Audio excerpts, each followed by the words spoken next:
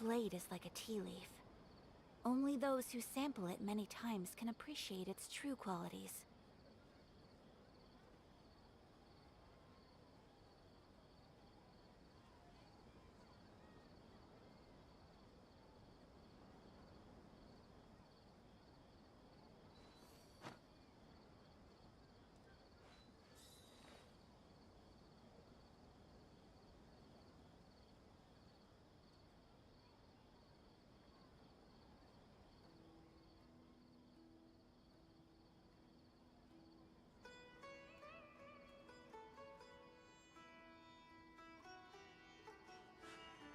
A blade embraces its duty, as a jeweler cherishes their gems.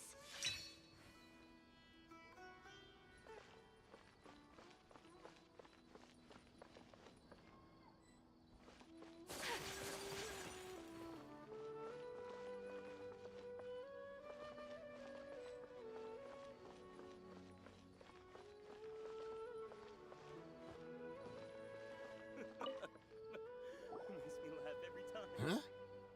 Who are you guys? I know what you've been up to. Smuggling weapons to violent brigades in the desert while working for the Corps?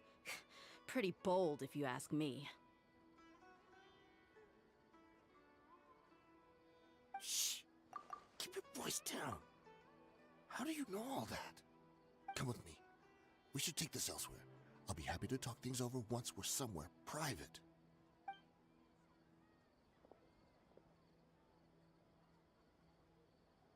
This place should do.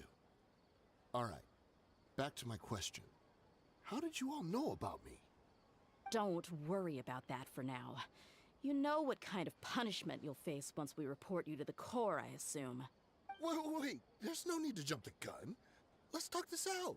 So what's in it? Well, I was a little tight on money at the time, and Kusela took good care of me in the past. I weighed it in my mind, and I couldn't find a reason to turn the opportunity down. I wouldn't only be helping my benefactor, but I could also make some quick mora. Let me tell you how it is. We're investigating Dakan al-Akmar, and we're gonna put an end to their operations. If you provide some help for us, then we might just put in a good word later to reduce the terms of your punishment. Hey, why don't we discuss this a little first? Listen, I made quite a bit of mora from my last run. You just give me a number, and I'm sure we can... Shut it. My patience is running out. You should know when a mercenary is after something other than money. All right, sheesh. But you gotta promise you'll put in some nice words for me later. They're always on the move. Here's the spot they were at the last time I made my delivery to the desert. Feel free to go have a look. I'm just telling you though, it's not on me if they're not there anymore. Sure. And then you can forget about any nice words from us. Hey, come on. Now you're just being unreasonable. Really? And how do I know you're not leading us straight into a trap? All right, I get it.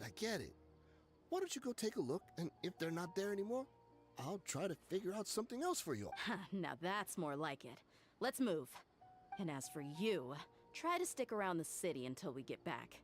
You don't want us to call the folks from the Corps and have them drag you back to the city.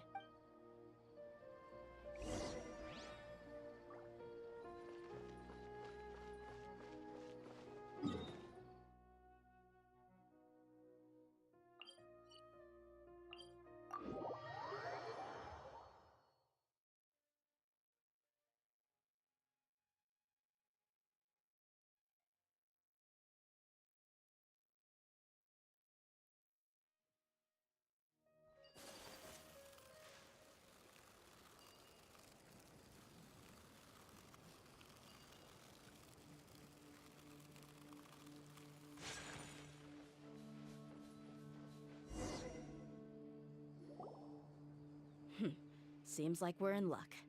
That should be their camp right up ahead. Let's go. We'll finally get to the bottom of this ourselves. I'm here to see Kusela. Tell him to get out here. Dear, why are you here?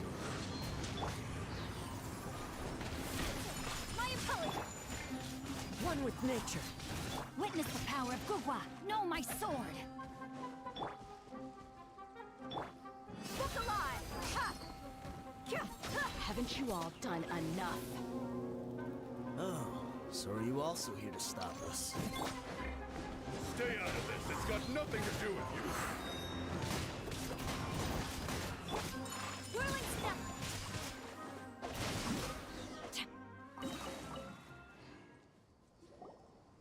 No. Enough fighting.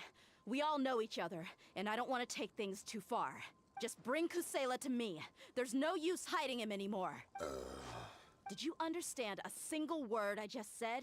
Or do I need to bash your skull in some more? All right, everyone, let's all just calm down for a second. Dia, the boss can't come out and see you anymore. He died a long time ago. What? Seems like you've been out of the loop for a while. Guess that's for the best, though. At least, that's what the old man wanted. When did he die? What happened to him? A few years ago, Kusela broke up Dakan al-Ahmar and went to the Deshret's Relics headquarters by himself. So is that when you guys started acting up? We would prefer to call it taking revenge. Every last person in Deshret's Relics must pay in blood for what they did. Let me start from the beginning. Dia, do you know how the head of the Relics maintained order internally? Overwhelming strength and unquestionable authority? Those were a part of it, yes. But just those on their own weren't enough. They had another tool at their disposal. They called it a person's record. Regardless of whether they joined by their own will or were coerced, every person in Deshret's Relics were forced to leave a record of themselves at headquarters. Whether it be their deepest sin, some unforgivable act, or their most immoral exploit, the record served both as a symbol of loyalty and the perfect material for blackmail. That's precisely it. But you, Dia, you were never asked to provide a record. I never even knew this was a requirement. You were probably the only person in all of Deshret's Relics who didn't know about it. Ever since you were born, Boss had been trying to shield you from this organization's sinister rule. Not only that, but he also banned all of us from committing any nefarious acts. But in the end, he was just an ordinary person. He was forced to go to headquarters again and again. We all knew he was doing that for you. And that's why he became a shell of himself and couldn't walk without a cane. Wait, but that doesn't make any sense. I didn't know about any of... Because you were too young at the time.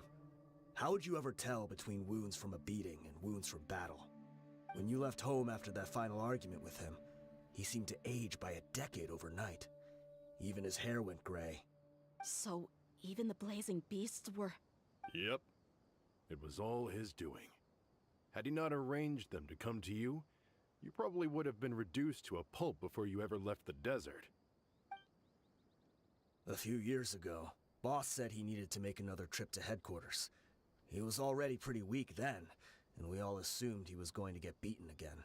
I suggested that he hand the role of leadership over to me, but he said there was no longer any need, since the Khan al-Ahmar would soon be no more. His words made no sense to me.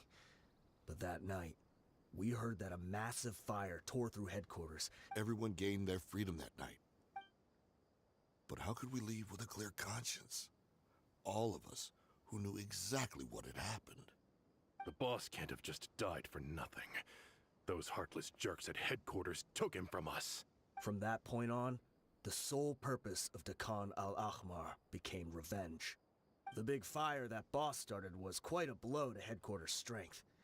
It's given us the opportunity to launch our attack. Even though we're outnumbered, we vowed to see our revenge through to the very end. There were people from headquarters who changed their names and went into hiding. Some fled to other brigades, and others escaped to the rainforest. But we won't let any of them escape our wrath. They'll all pay for what they've done. We've suffered plenty of losses as well. To keep going, we need an enormous amount of supplies. All we can do is exchange our loot from Mora, and then use that to get supplies. We forged Boss's handwriting and sent out many letters to his former friends. Thankfully, many people were willing to come to our aid. We were also able to attract many mercenaries who shared our goal. Deshret's relics have become weaker and weaker, and now... Paimon doesn't know what to say anymore. We do know right from wrong, but we were sinners from the very beginning. We do not deserve the freedom that the boss won for us with his life. Boss always loved his old-fashioned hero stories. Those tales about sacrificing yourself to save the world. We used to always laugh at him for it. But in the end, he really went and lived those stories out himself. As for me, I never considered myself a hero. We're all the lowest of the low. We have no right to even imagine such an existence, but maybe those hero stories he liked foreshadowed everything that was to come. The spirit of the hero touched all those he had saved, and more people joined his cause. Maybe we were all just acting along with the play in the beginning. But as we acted the parts and recited the lines, we were drawn in. And now, we want to see the story through to the end. I'm sorry, Dia. I know you always found us insufferable ever since you were young. Just think of this as a madman ranting. I'll go with you. Huh? Dia? You wanna go with them? I grew up with these guys, and I know they're not bad people. It's just that some situations get so bad that it's difficult to tell good from evil. All I know is that Deshret's relics must be destroyed. Furthermore, I want to go see the place for myself. I know you don't want to get involved in this, so there's no need for you to tag along. I can do this on my own. Yeah. Paimon feels like we'd only regret it if we don't see this through to the end. Thank you. We'll be a lot stronger together with you. I bet Boss would lose his mind if he ever knew you'd join us at the very last moment like this. Considering all the losses and injuries we sustained, we can't afford to turn down someone as powerful as you. He can think whatever he wants. But the fact is, I owe him this much.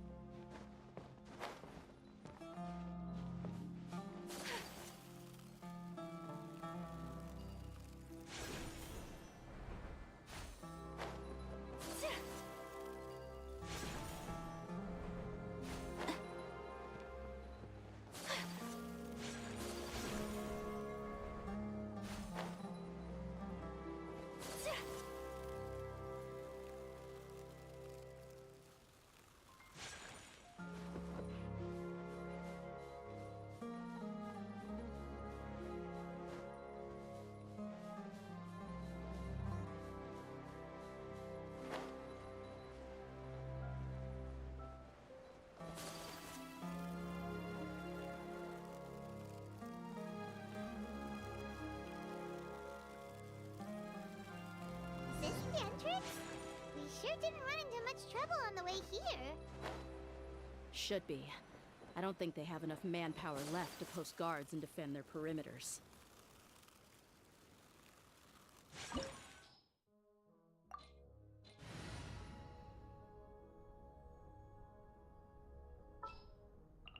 What is the situation?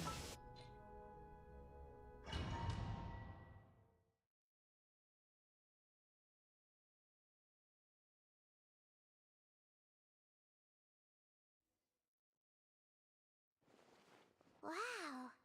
Paimon didn't expect it to look like this on They should all be holed up in here. Don't know how many people they've got left, though. Who cares? Well, Still, we should be careful. Even if they've only got one shot left, it could still take us out. yeah.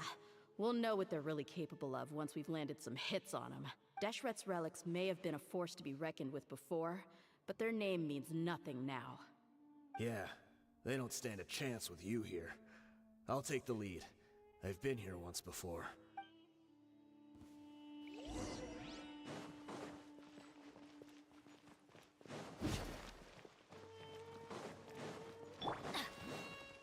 That's heavy Everybody enough. stand up! You are not welcome here. One with nature. There is no escape. Let's light it up! New punching bag. Into the wind. As one with wind and cloud.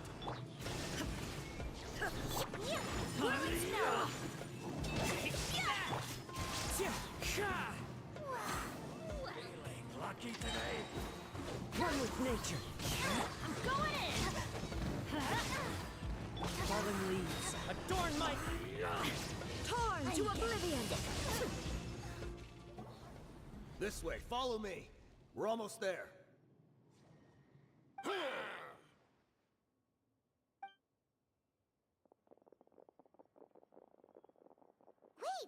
They went charging ahead without checking for any traps!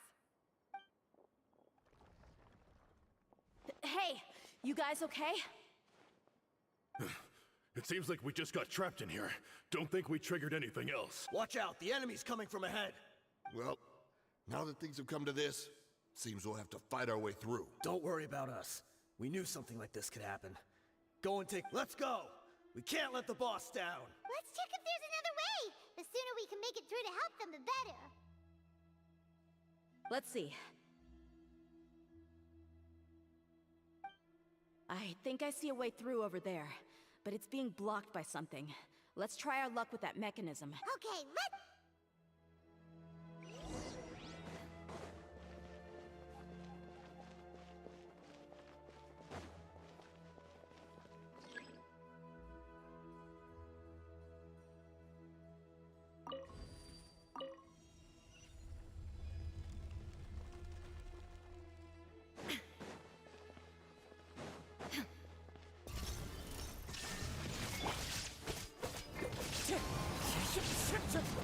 Teamwork is dreamwork!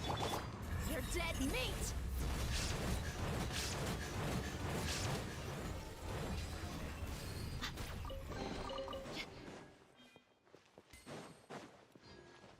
Another mechanism like the one before, but this one's being blocked off in the middle. We just need to adjust it a little.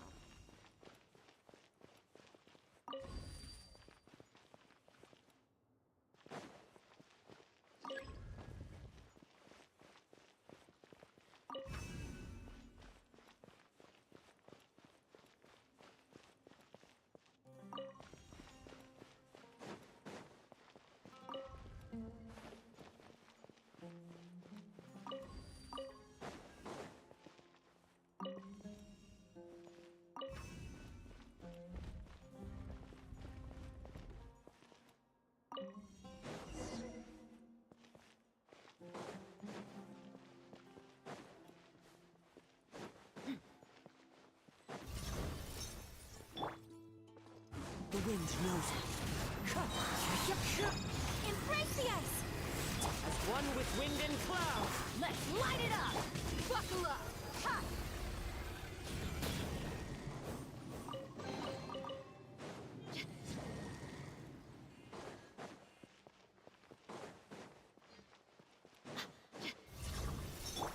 Into the wind. One with nature. Everybody stand! Look alive! Now you shall perish. Illusion shattered.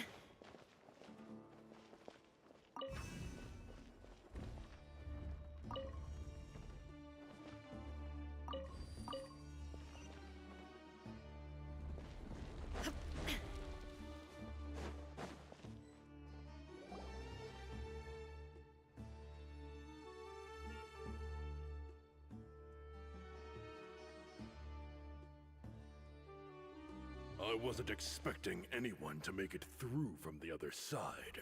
But as a desert dweller, I suppose we should be used to our folks defying all expectations. Don't waste your breath.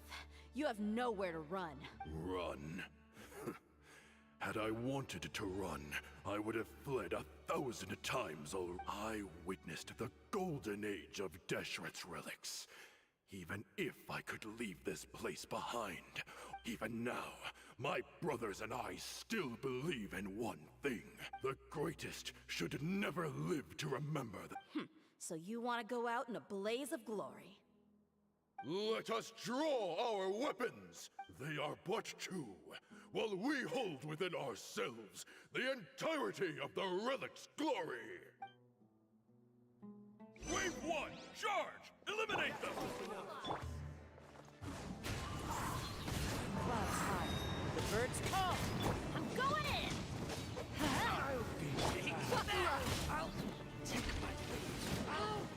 Don't think that you won. You're just getting started.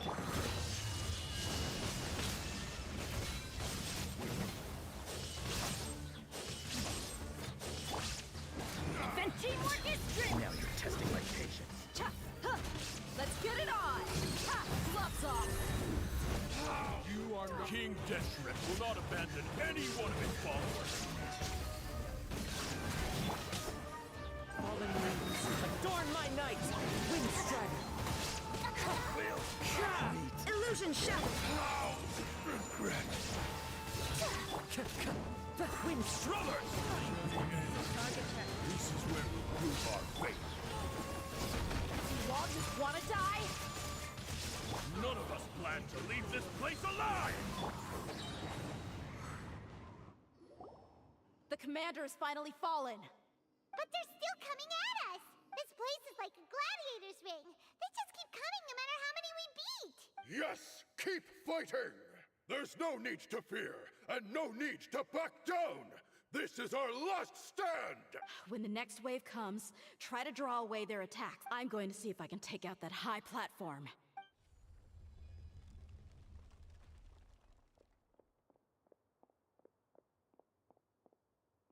Get out of my way! Come and face me, Michel! So they've— Apologies, Lord Michal. They fight like absolute madmen! No matter how much we throw at them, they just keep coming for more!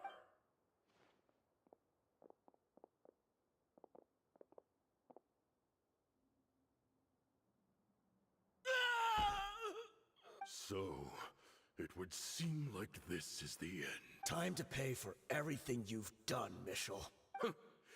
You think I would give you that opportunity? I will be buried in the sand, alongside all the rest of our fading Hey, wait!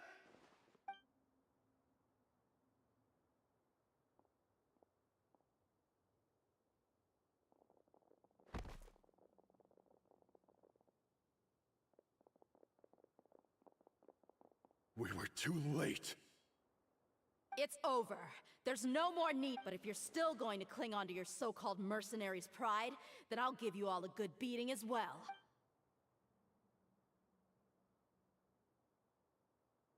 Hey, dear! I found the mechanism. I'll get you all back up here right away. Let's go.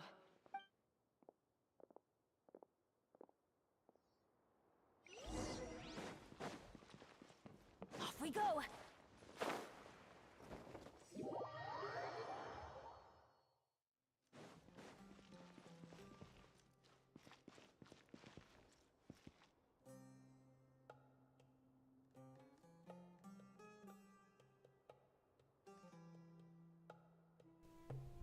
Ba't may butas? Ba yan, no? Nalaglag pa ako. Kakainis.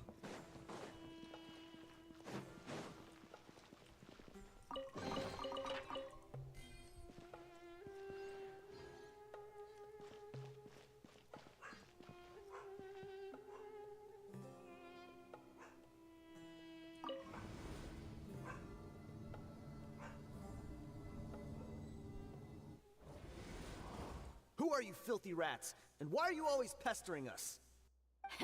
You call yourself a member of the infamous Deshret's relics, and you still can't even tell who's made it all the way to your headquarters? Who knows what intent a bunch of rats may have? We try to catch a couple, and you all just show up on the other side instead.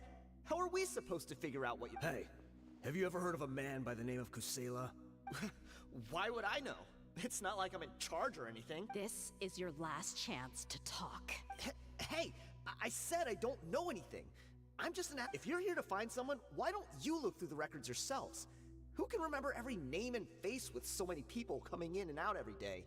The irony. His life became a light for so many, yet to others, it wasn't even worth remembering. Where's the records room? It's right over there. All the files are in there.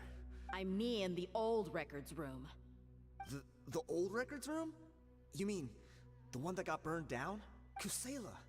Ah, yeah, I remember him now. The guy who could hardly walk. Watch your mouth. That's our boss you're talking about. He was definitely faking it.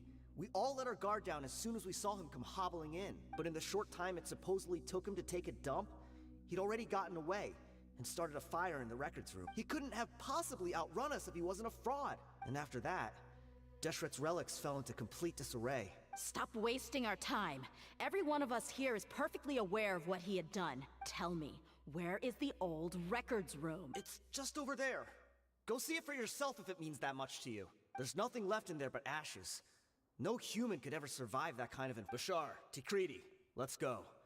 We'll leave the others here to guard these guys. Spare them no mercy if they try anything. Adventure time!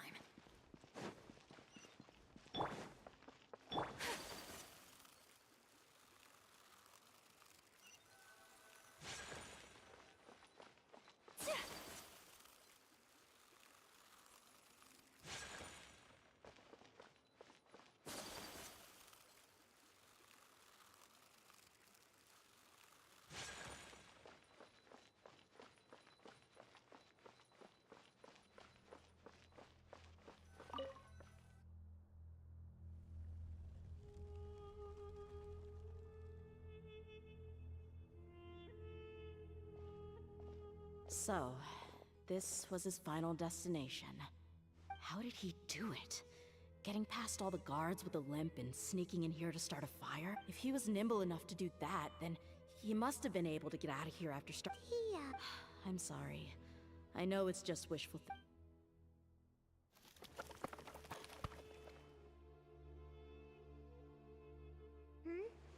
Is this a cane? It must be the one that Dia's father used. Kusela. Thanks for everything, boss. We're fortunate to somehow find that cane after that fire. Let's split up and look around some more. But what else could survive a fire like that? Huh?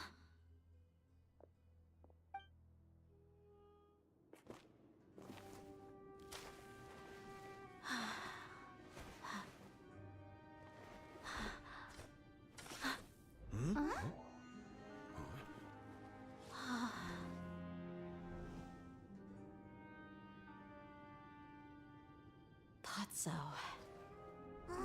Wait! Isn't that the toy sword you played with as a child?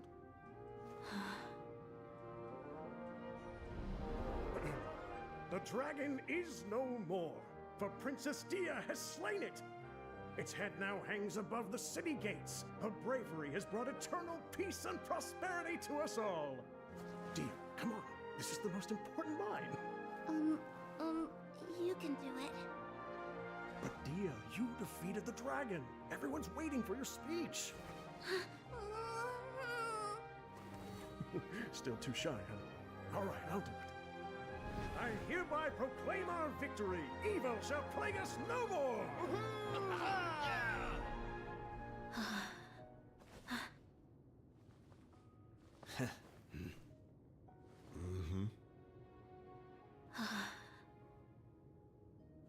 I hereby proclaim our victory.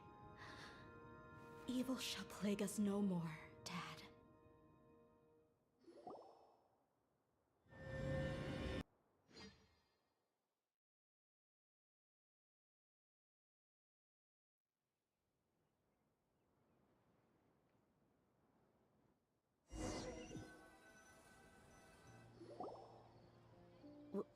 What's this? Don't you remember? You asked Paimon what she would do if she were to wake up tomorrow with loads of money. And Paimon said that she would get boatloads of tasty snacks. You looked super confused at the time, but said it was an adorable thing to say. These opportunities don't come by often.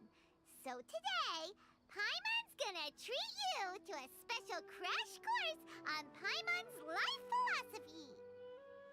Hey, come on! Paimon's not that stingy. Anyway, the point is that you should eat to your heart's content. You'll feel better for sure once you've gotten something in your tummy. Junior Zad will also be here shortly. She's already heard that we're back. Aw, thanks, you two. Honestly, this is very unlike me. I just had a lot on my mind on our way back, so I didn't know what to say. My chest was filled with all kinds of intense emotions. They just shook me even more than all the feelings we've shared during our previous adventures. But when everything came to an end, those emotions also vanished without a trace, and I was left feeling more empty than ever before. It was as if I'd lost the thing that was most important to me. Yeah, you're right. To many mercenaries, Mora is the most important thing in the world. But perhaps to us, it's the most worthless thing of all. Idrisi and the others all used to say that they would quit if there was no Mora to be had.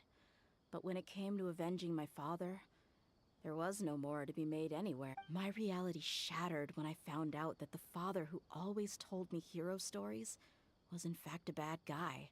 Despite all my promises about never forgiving him and never trying to understand him, I still went to such lengths to find out the truth, and nearly even shed tears for his sake. We're hypocrites, all of us.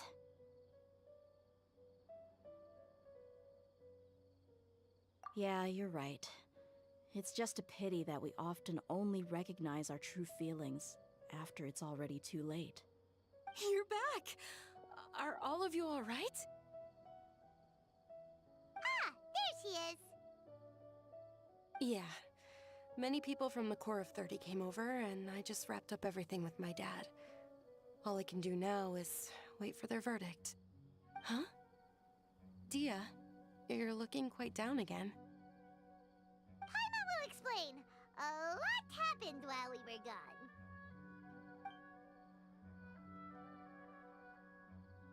I'm sorry. I really should have controlled my emotions better. I just... It's all right, my lady. You were hurt by all of this as well. Truth be told, I'm starting to feel a little guilty watching you cry like this. But Dia, oh, your pain must be even worse. You shouldn't need to comfort me. Hey, don't worry about me. If anything, this whole thing has finally shown me the difference between illusion and reality. My father probably thought that people could settle into new lives as long as they moved to a new environment. That thought has even crossed my mind a few times. It's like saying, what's wrong with adapting to a new life? However, there was always something deep within my mind that refused to accept it. This impulse brought me great turmoil, and even made me feel ashamed for turning my back on your father's kindness. But now that I consider it again, it all makes sense. The desert sands are a part of who I am, and I will never be able to lead a peaceful existence. I understand how you feel. That doesn't mean I won't be making any changes to my life, though. As an example, I'm now thinking about taking on some small odd jobs. It's just like Idrisi said. I also want to catch up to my father and become a character in his play. Even if the ending of the story may be childish and ridiculous, it won't really matter. Isn't that neat, though? Oh, you'll be a whole new kind of mercenary, one that's not out for Mora. Why don't we go for a change of scenery once we finish eating? What about stopping by the Grand Bazaar again? Right. You said you wanted to get a rug for your family. We'll come along too.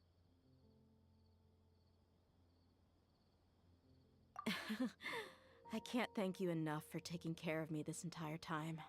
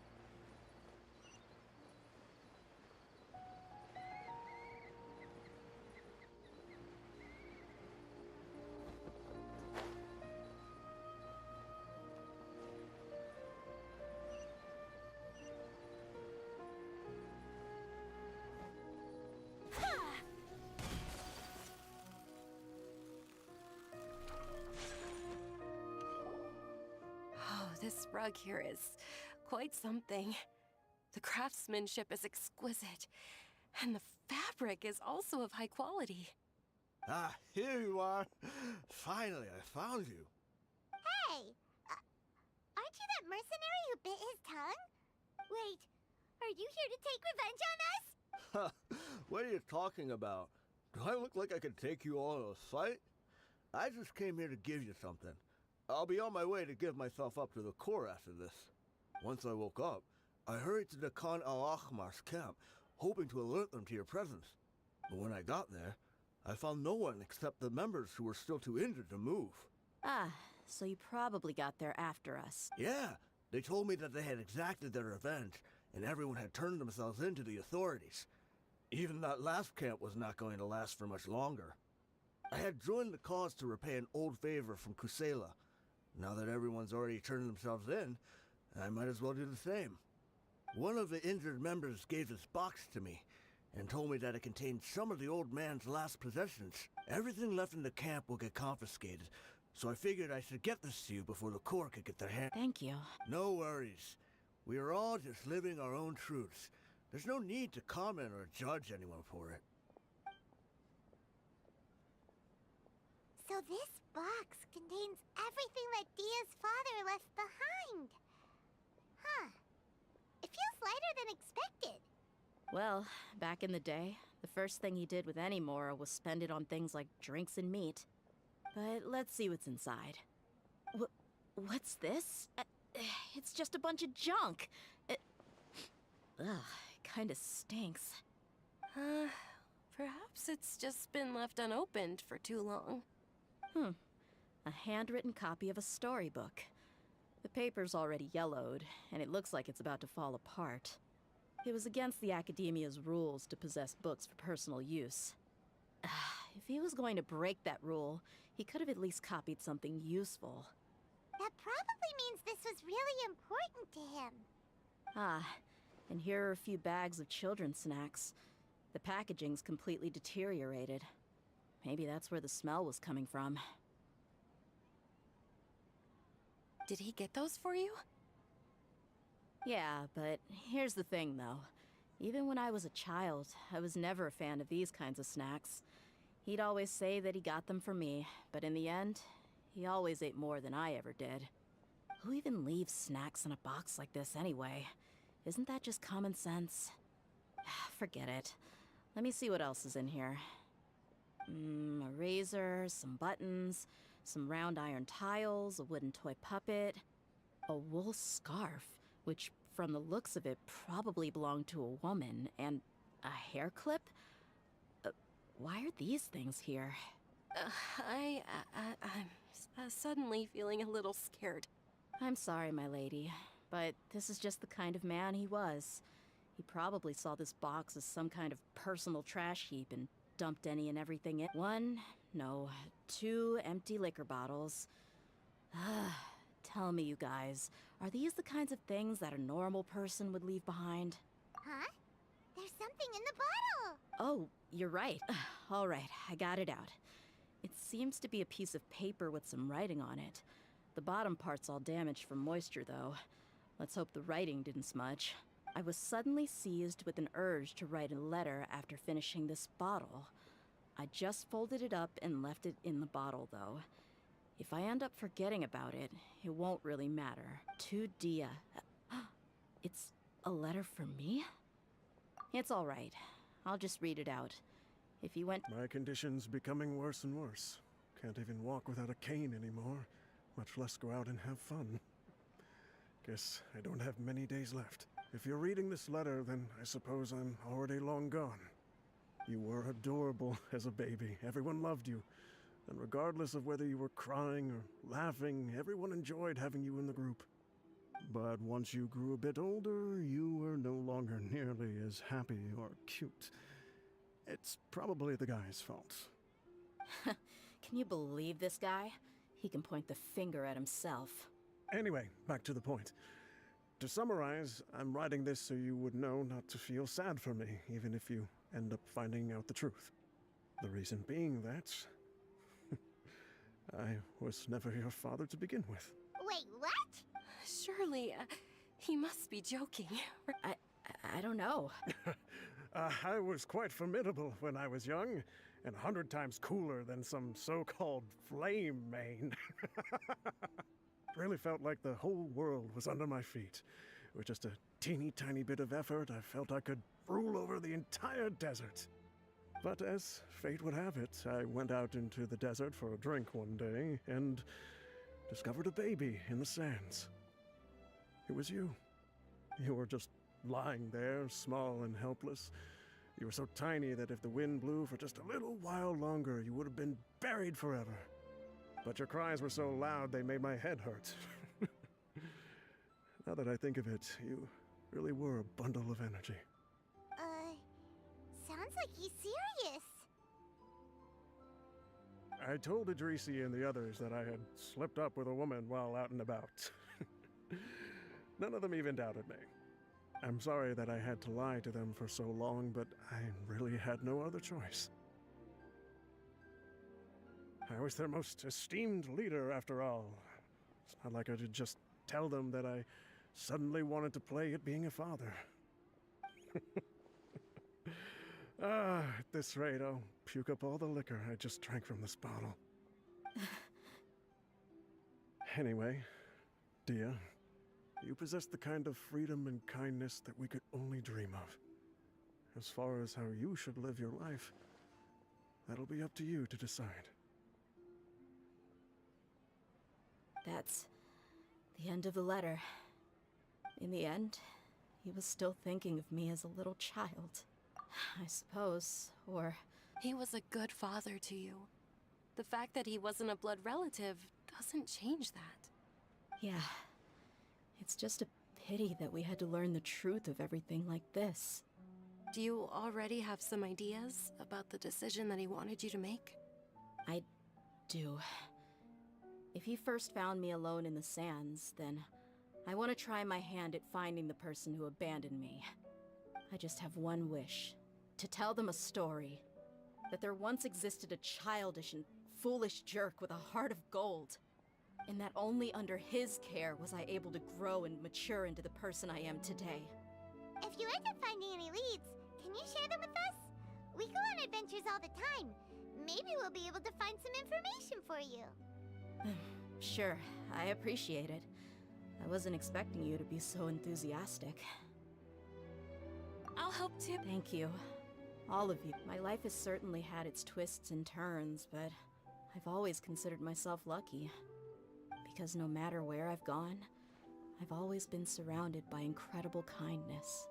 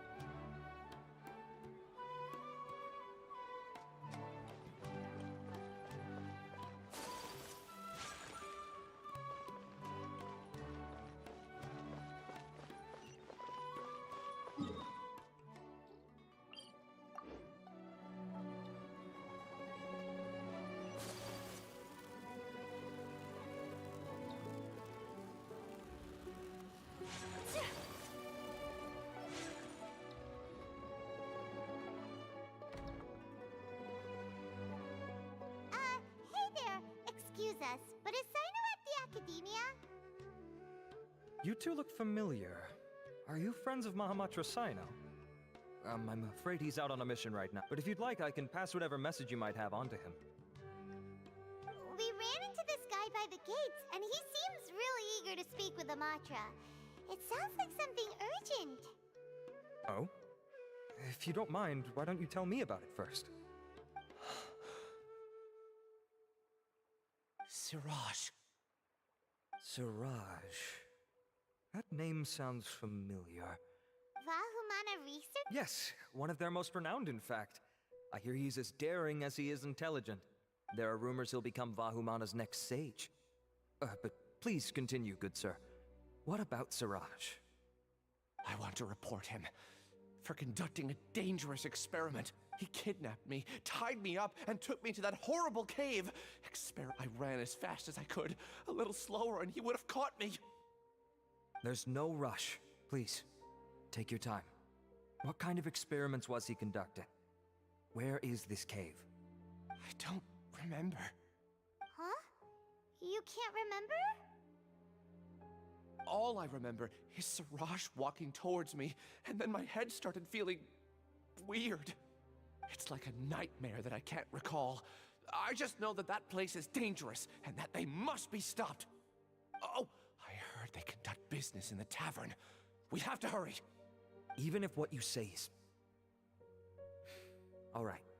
I'll have some of my colleagues look into Siraj. But before that, I would like to administer the Matra lie detector test. You think I'm lying? Please don't take it the wrong way. This is just standard protocol. Sorry, but can you two wait out here a little while? We'll be back soon.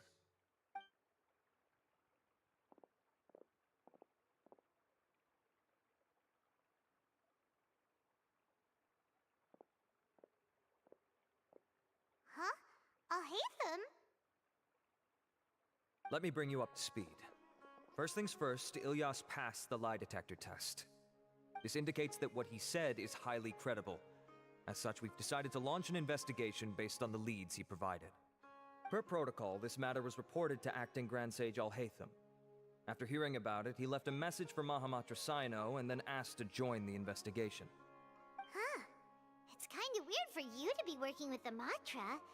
Is there a special reason? You're overthinking things. My interest was piqued is all. Really? Paimon's surprised you have this much free time. In that case, let's join in as well, shall we, Traveler? It's already against protocol for Acting Grand Sage Al-Haytham to participate in this investigation. As for you two...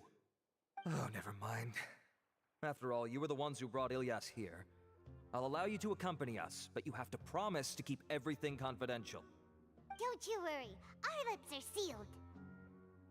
All right, in that case, I'll fill you in on what we know so far.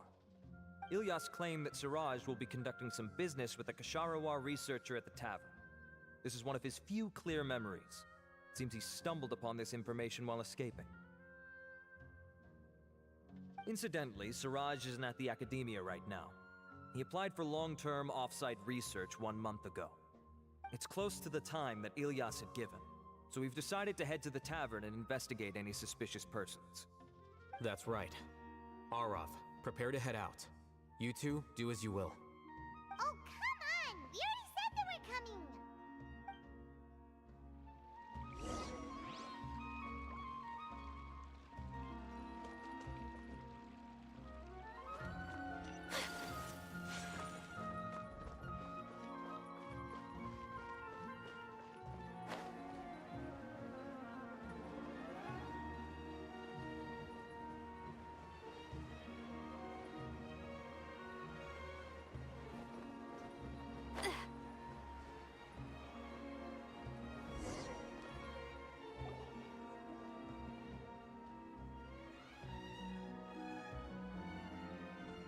We're here, Acting Grand Sage Al-Haytham.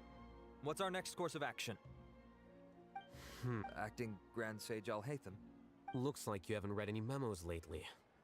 The new Academia decree clearly states that even a sage doesn't have the authority to interfere with the Matra's actions during an ongoing investigation. If your superior were here, he wouldn't be asking me what to do. Instead, he'd be telling me to stay out of the way. You're right. Understood. Then please wait here as we lock down the perimeter and search for suspicious persons.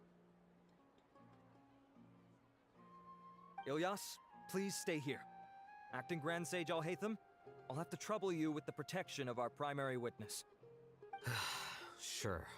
Though I'd rather he just protect himself.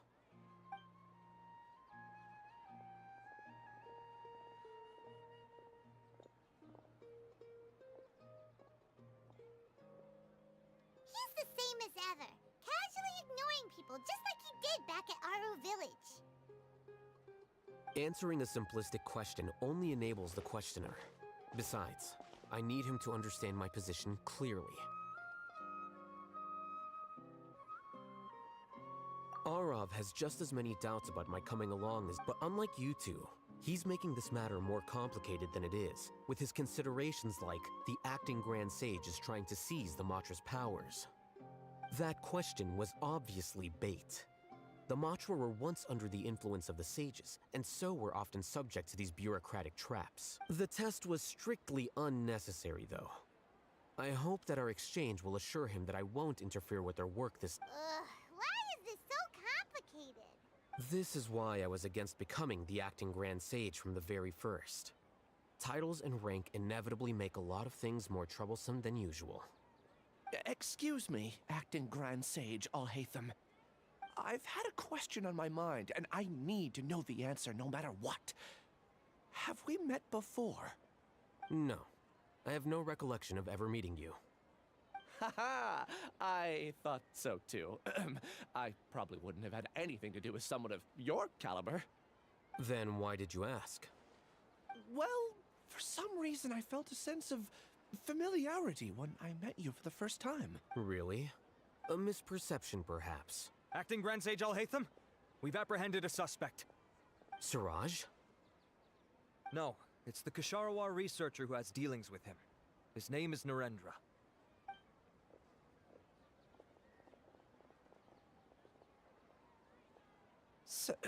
Acting Sage Alhaitham? Wait, can someone please explain what's going on? I admit that I did steal some mechanical components from the lab and sell them, but does something like that really warrant the personal interest of the acting Grand Sage? What have I gotten myself into?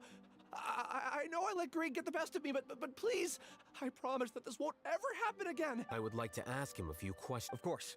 Do you know— Yeah, that's the name of my buyer. He asked to make the transaction at the tavern, but he never showed up. What were the details of this transaction?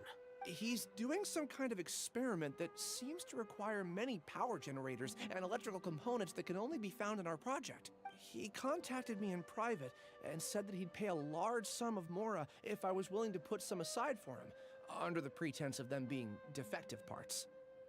We had originally agreed to meet at the tavern earlier today to do the trade. I sure didn't expect to get stood up, or run into you all. Perhaps Siraj was aware that Ilyas might leak information, so he intentionally didn't show up. Whatever the case, it seems that this lead ends here. The good news is, regardless of what Siraj was planning, his progress will now be severely hindered by a lack of power generators and electrical components. We still have time to conduct our investigation. Do you have any more questions for the suspect? No. He's all yours. But I'd like to borrow Ilyas for a while. Oh, that's fine. We conducted a comprehensive lie detection exam, which showed that he has a genuine case of amnesia. We're not planning to pursue any further breakthroughs on that front. However, I am curious, what do you need him for exactly? I've read some papers regarding amnesia, and I'd like to try restoring his memories. I see. We'll be returning to the Academia then. I'll leave Ilyas in your care.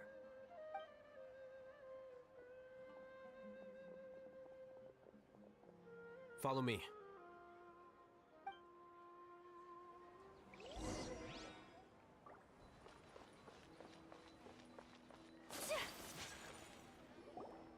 Siraj didn't show up at the tavern, and Narendra didn't give us any leads. Alhaitham, are you serious about seeing things through? Paimon's pretty surprised that you're this interested in the case. I thought you would have guessed the reason by now. Huh? Paimon has no clue. Hey, do you know? Yes. We were classmates. Oh, so that's why you asked to come along when Arav briefed you on the situation. So you're not here because you're interested in the case itself. You couldn't be further from the truth. But I wasn't expecting much from you to begin with. For the time being, all you need to know is that we were once classmates. I became the scribe afterwards while he continued his academic endeavors. He submitted a thesis 1 year ago, and the Grand Sage at the time asked for my opinion. I did not approve of it because it committed one of the 6 cardinal sins by touching upon human evolution. From violating matters regarding human evolution to attempting the forbidden and fearing none, the 6 cardinal sins are the origin of all evil in this world. They are also what the sages use as a reference when formulating or amending the rules of the academia. My opinion was that Suraj's research was both overly naive and in violation of various core principles. The Grand Sage took some of my suggestions on board and ultimately decided to reject the application. So that's why he's buying energy sources and electrical components. He's most likely trying to circumvent the rules and conduct his experiment in secret. That sounds super suspicious. Oh, we gotta stop him. Ilias, can you try to remember things again? Maybe something new will pop up. I'm sorry, but I've already tried many times. And no matter how hard I try, it feels like everything in my mind is shrouded in a thick mist. It is possible for a person to subconsciously forget some of their memories as a defense mechanism against extreme stress. However, these memories aren't truly lost, but merely sealed away. They can be restored with the appropriate stimulus. Now, try to recall things you care about. They don't need to be related to this case. Well, actually, I feel like I've forgotten more than just the memories of the time I was kidnapped and experimented on. The kind of person I am, the things I've done, I can remember some things, but I can't recall some others no matter how hard I try. But I do vaguely remember that there are 2 things that I have to do no matter what. Do tell. The first is to get my paycheck from the academia and give it to my younger sister in Gandharvaville. I'm not sure about the details, but it seems that I would send money to my younger sister every month to pay for family expenses. And the second thing? What's the second thing? I can't remember. Sorry, there's just so much I can't recall. Not unexpected. However, you're the only one who has seen Suraj and knows the exact location of his cave at present. As such, we'll do everything we can to help you regain your memories. Losing your memories must be really painful. But don't you worry, we'll help you get them all back. Oh, thank you so much. This feeling, it's more than just pain. I don't know how to describe it. I have so few memories that I don't even have a clear idea of who I am. And my head's always ringing. It feels like I could faint at any moment. But amidst all that, it also feels like I've been set free somehow. Nevertheless, I have you all to thank for bringing me what clarity I do have right now. Now, I do remember that I worked part-time at a place in the academia called the Research Preparation Center. That's also where I got my monthly paycheck. I see. In that case, let's go and find whoever's in charge there.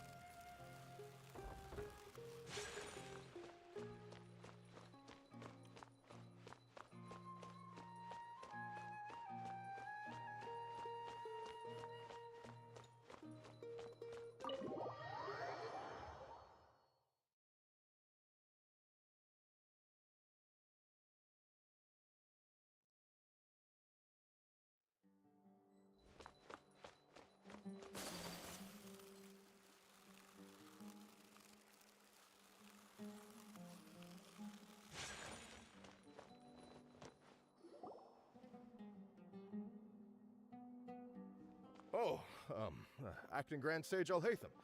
I've sent this period's research expenses report to your office. Have you taken a look? Are there any issues with it? I did. Recent research expenses have decreased quite a bit compared to past figures. Yes, though that is primarily because there are fewer scholars with research needs. But that can be a rather convoluted topic. I believe you know this individual. His name is Ilyas. He worked part-time here, and he's here for his paycheck. Oh, yes, of course. Though, Ilyas, where have you been these past few days? That was our busy period, but then you disappeared without a word. Everyone had to pick up the slack. I'm sorry, something unexpected came up. But I know I've caused trouble for everyone. Is there anything I can do to make up for it? The other researchers have more or less... You remember Chandra? You were in charge of following up on his off-site research application. He retracted his application a few days ago and canceled his off-site project. He's the 12th person to retract a research application this month. I'd like you to ask him why he did that. Chandra is probably having coffee at this hour, so you can find him at the... Understood. I'll pay you in full once you return. However, make sure you don't disappear without saying anything again. Be considerate to your colleagues and give them some forewarning at least. Is this acceptable? I have no objections.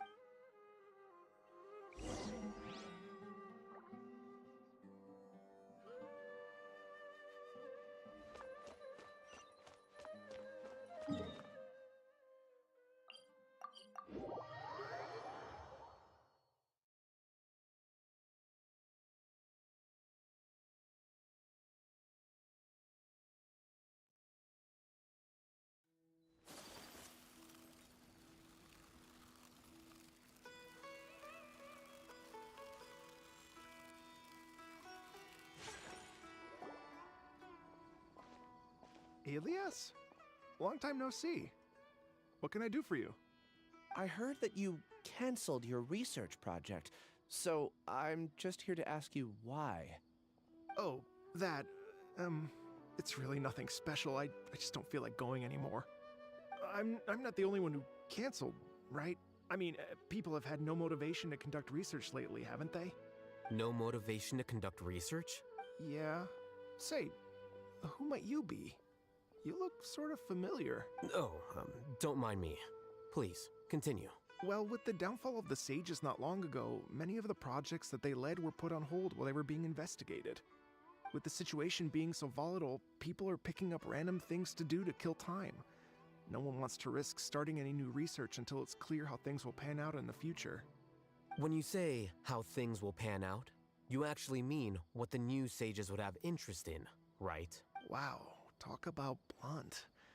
But that isn't the only reason for the lack of motivation to start new research. So what are the other reasons? Well, because the Akasha terminal shut down. I'm sure you're all aware that we require all kinds of knowledge to perform any of the research we do. Back then, the Akasha would respond to any of our requests for the knowledge we need. It was beyond convenient. We didn't have to spend an extended amount of time studying, so we were able to immediately run various tests and experiments. I see. You get it, right? After having had a taste of something so amazing, who can be bothered to manually sift through data and files ever again? There are only a handful of people at the academia who are starting new projects or performing research. Most people are like me, waiting for a recognized researcher to start a project before immediately applying to join. Although our names will be further down in the paper, we'll have a much easier time. We don't have to do most of the mental heavy lifting. All we have to do is focus on our assigned tasks. Ilyas?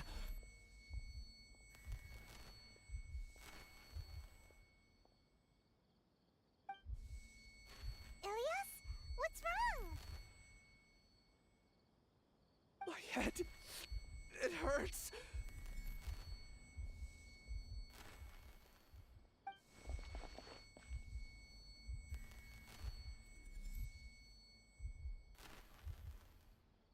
I remember now. I remember what Siraj said to me as he approached. You will become Siraj number 36. Fuse yourself with a consciousness under my control. Think only in accordance with a set module, like a worker bee in a beehive. Paimon doesn't get it. What does that even mean? It's what Siraj was researching and the topic of the thesis he had submitted. Collective consciousness and the path of evolution.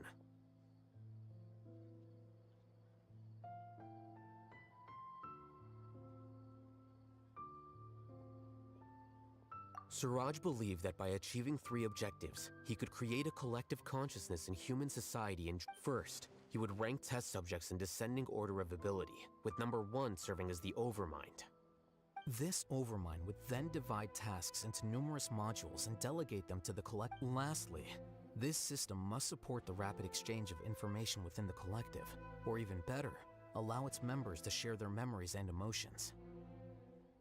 Paimon still doesn't get it. Think of it as linking many minds together and tailoring a given mind's assigned work based on its compatibility. Eventually, everyone's minds will be consolidated into a new form of existence that is both an individual and an organization. Siraj believes this collective consciousness is superior to individual humans. Whoa. Squishing a whole bunch of people together? Paimon thinks that sounds horrible. It's just as Alhaitham said. Siraj gave all the test subjects different numbers. Bigger numbers meant you had a lower rank, so your assigned tasks were less complex, such as being responsible for everyone's basic needs. Smaller numbers were ranked higher, so you'd be given more complex assignments like planning for the future. Siraj referred to me as number 36, and I think that was a low-ranking number. I also recall that Siraj said his plan was proceeding very quickly, and that the hive would soon be complete. Oh no, then we gotta hurry! I tried my best, but that's all I can remember. I still can't recall where the cave is. I'm really sorry. Take your time. You'll eventually remember it all. What's off? You were only designated as number 36? What a shame. From what I can see, your talents merit a smaller number. I'm not sure what Please, wait. I heard you all talking about Siraj just now. Are you looking for him? Huh? Do you know something? Well, Siraj is pretty popular as of late. I heard he's gained recognition from a lot of well-known researchers. Supposedly, he's a strong contender for being one of the next sages. There are many who would give up everything to be a part of his research team. I'm nothing special though, so I doubt I'd get the opportunity. That said, I do know a researcher who received an invitation from Siraj but declined it. Her name is Janaki. If you're interested, you can try to find her. She's usually reading at the pavilion in the garden.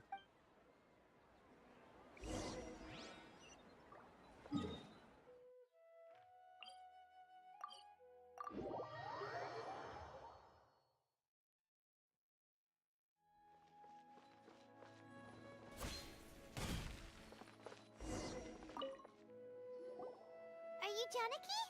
We'd like to ask you a couple of things about Siraj. Ilyas? Do you know me? I'm sorry, but I don't recognize you. Are you playing dumb with me? No, I'm not. I actually have amnesia, so I've lost a lot of my memories. And? Are you trying to say that I should forgive you just because you've forgotten what you've done? Or are you using the acting Grand Sage as backup to settle things with me? The two biggest loners teaming up. What a terrible thought. That's enough. There seems to be a dispute between the two of you, but I have no interest in that. I heard that Siraj once invited you to join his project. Is that true? So, what if it is? Siraj did extend an invitation to me, and I was also interested in his project. I think it was about collective consciousness or something. Anyway, he said that I could be number 45. I refused because I thought that rank was too low. No one wants to be placed at the bottom. Certainly not me. Ilyas is number 36, and Janaki was supposed to be number 45. Ugh, just how many people did Siraj have his eyes on? Tell me, did Siraj tell you how he assigned numbers? Yeah. Remember how the sages took advantage of the Akasha and extracted Yana energy from our heads back then? They left a document that records the amount of Yana energy that the Akasha had extracted from each person. I don't know how Siraj got his hands on that document, but he used it as the basis for his numbering system. I see. He believes that this data can be used to evaluate a person's computing power.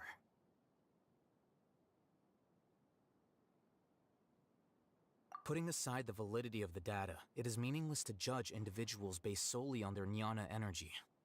At most, jnana energy can only be seen as representing a portion of a person's abilities. Humans are complicated beings, so it is impossible to evaluate them using a single criterion. See? I knew I couldn't have only been ranked as 45. What else do you know about Siraj? That's it. He came to me, I refused, and that was the end of it. Is there anything else you needed? If not, I'm out of here. I've had enough of this eyesore. Please wait. I still want to know what I did in the past. You really forgot? I swear, I don't remember anything. Paimon can vouch for him. Amatra also said that he truly lost his memories. I see. You know what? It's better this way. I get angry just thinking about it, so I really don't have the patience to fill you in. All you need to know is that you got a lot of people in trouble back then, including me. That's all I have to say. And she's gone. She doesn't seem to like you very much. Do you really not remember anything? I really don't. But after she said that, I've had this heavy feeling in my chest. I guess I did something really horrible. Do you want to remember? Huh?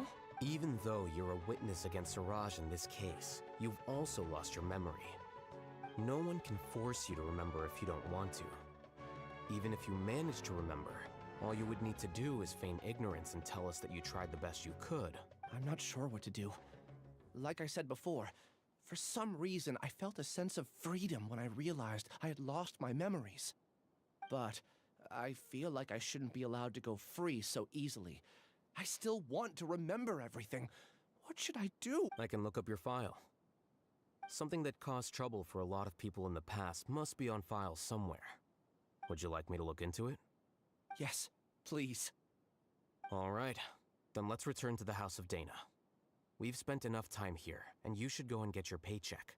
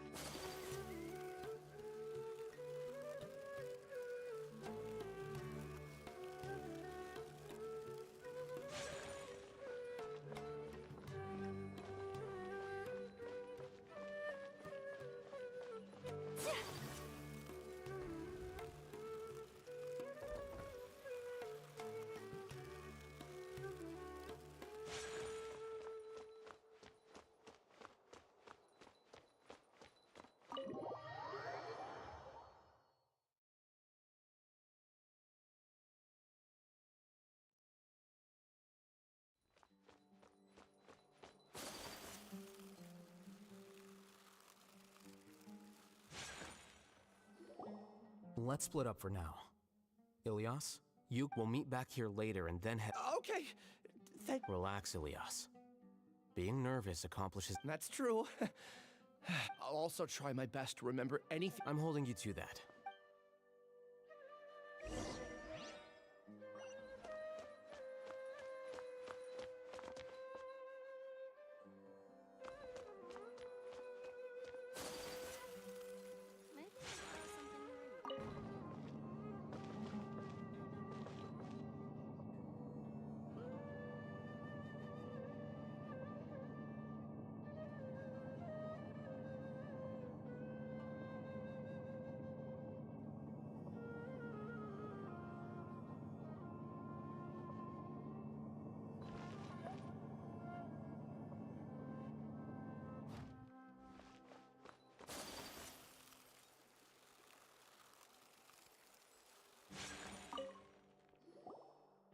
Okay. The important files from the last few years should all be here.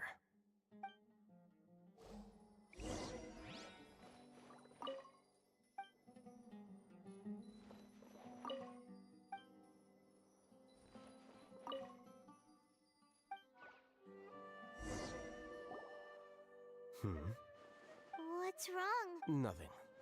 Anyway, I found Ilias's file. Let's meet downstairs.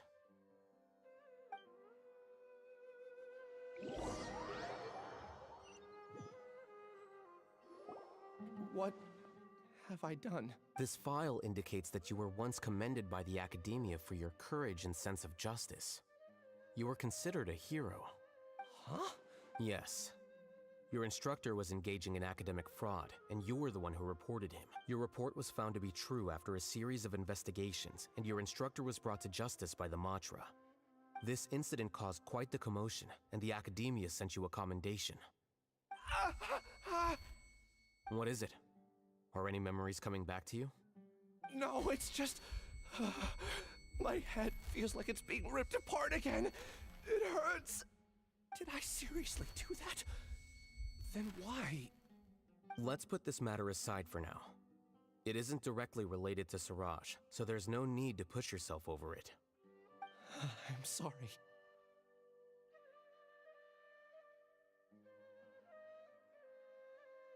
That should have been something good to hear, but my body is instinctively rejecting it. I feel like I'll black out if I try to remember. Take it slow. Recovering memory, just do what you think is right. Thank you. I'm not sure how you're so calm and composed all the time, but it does make me feel more confident about the situation I'm in. Let's head to Gandharvaville and deliver Ilias's paycheck to his sister. Come on!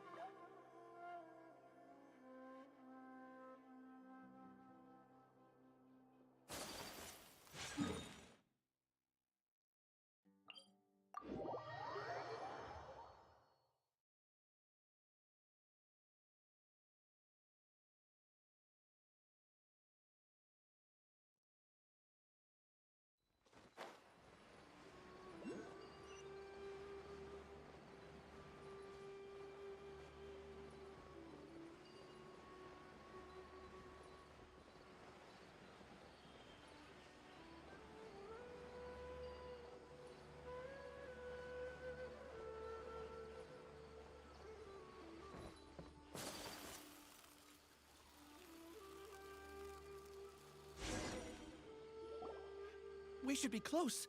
Let me think. It should be this way.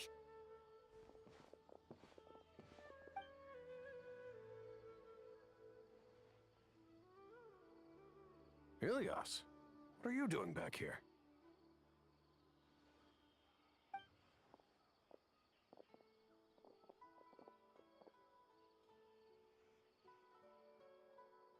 Dad, it's nothing. I was just wondering how everyone was doing. You sure everything's okay? Did they bully you again? It's all right. You can tell us. Ilias, what's wrong? I'm fine. Just a minor headache. I haven't been getting much rest lately. Back then, I told you not to be a hero. Look how things turned out. I can't imagine how things are going for you at the Academia. We've even been receiving threat letters. You don't have to force yourself to stay at the I'm all right. I just... Ilias doesn't seem like he wants them to know that he has amnesia. Hey! That's enough, you two! Ilias isn't feeling well. You can keep nagging him once we get home. Ilias, let's find somewhere to talk. Well, it's just that everyone's worried about you. Don't mind their nagging. Deep down, they know that you did the right thing. It's just that after hearing a lot of bad rumors about you and seeing all the threatening letters, well, they're mom and dad. Maybe they just want you to conform a bit more. Conform. Yeah. You don't remember? After the incident, you... Ilias? What's wrong? Ah, I see. I remember now. Don't worry, I remember now. You're acting a little weird today, you know? I don't care if you're a hero or not. I just want you to enjoy life and relax more. Your understanding is a great comfort to him. Is it? That's good. Are you a friend of his? More so these two. My name is Alhaitham, and this is the Traveler in Paimon. Oh, that rings a bell. At any rate, I feel more at ease knowing that my brother has friends. Would you like to join us for dinner? I just happened to buy some extra food. Sorry, but I still have things I need to take care of. Well, that's a shame. Okay, I'll get going then. Don't worry. I won't do anything to make you guys worry again. You remember now? Yes, I do. Thanks for that. You know, you don't seem like such a bad person. Is that your way of conveying gratitude? Oh, my apologies. But I meant every word.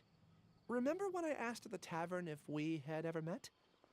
I said that there was a sense of familiarity, but what I really meant was a sense of loathing. Loathing? Yeah, but strange, isn't it? Why did I have those thoughts at that time? My strength is that I don't care about what others think. If you could also develop this quality, then you won't be as bothered by complicated social relationships. It'd be great if I could think like you. But first things first. I remember where Siraj's cave is now. I'll take you there. Really? Paimon remembers that you said there are 2 things that you had to do. We've only checked off 1, right? What about the other one?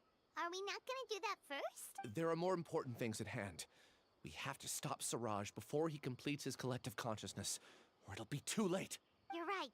Let's head out.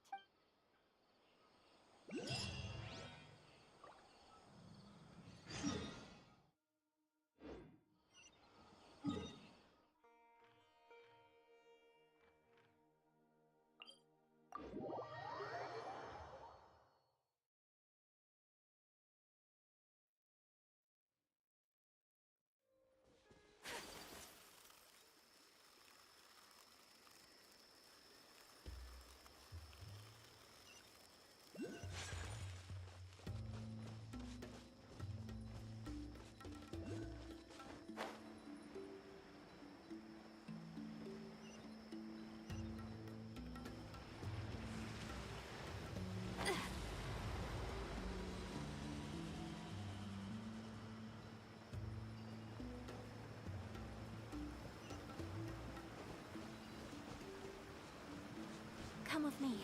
Let us find shelter from the rain.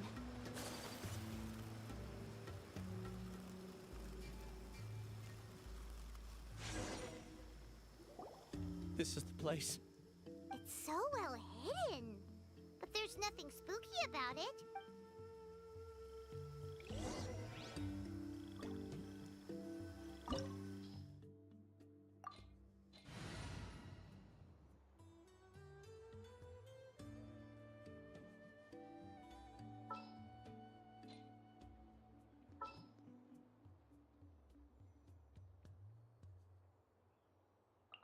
In the name of the Prinzessin!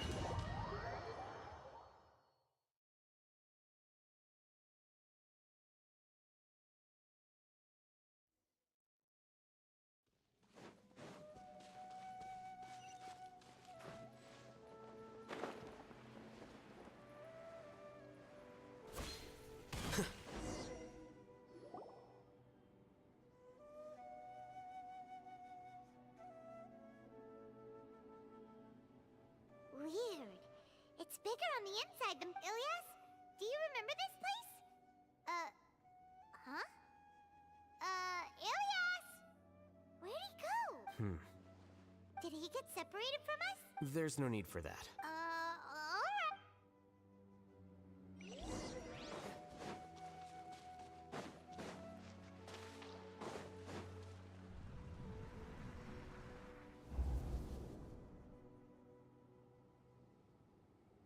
It's okay, Ilyas. You've done more than enough for me already. I don't understand. Everyone knows that Johnny is stealing your research. Why is no one willing to go public with the truth? He shamelessly used your thesis to send in a project application, and whenever the project hits a wall, he asks you for help. Everyone knows what's going on. Do you know how many people are working on that project? If Johnny was kicked out because of academic fraud, that'd be the end of the project. But he's obviously taking advantage of you! He throws you the hardest work, and after you're done pulling all-nighters, he struts around with your research data and takes credit for it. That's not right! Why are you putting up with this? A lot of people warn me to not say anything, and I think they have a point. This is just how things are. All I want is to graduate without any problems. It's okay. He's at least paying me. Half a year of your time and effort. Countless all-nighters and casual threats and insults. All for a measly 20,000 mora? He's treating people like cattle. Enough. It's fine. I just need to suck it up and get it done.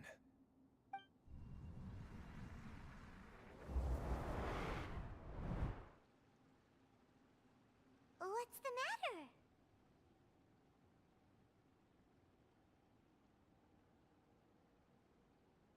Huh? You could read minds this whole time and you never told Paimon? Of course not. I was also able to see those memories just now. They were probably the ones that leaked out while Ilias was connecting to the collective consciousness. Connecting collective consciousness? It's clear that this place isn't a work in progress. The hive has long been finished. The collective consciousness project is already complete, and Ilias is now returning to the collective. Not entirely. Keep walking and you'll see why.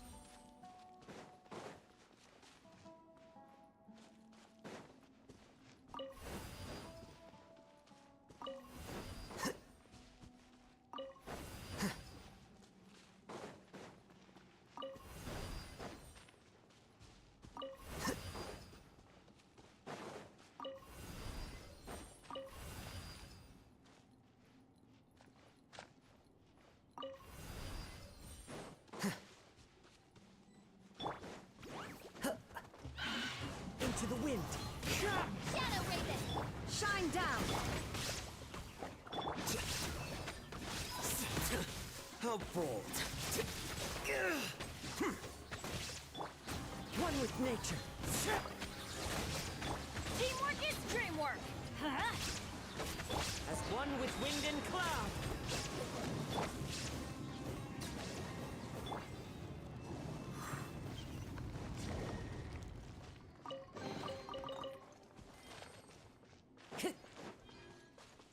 Time to go.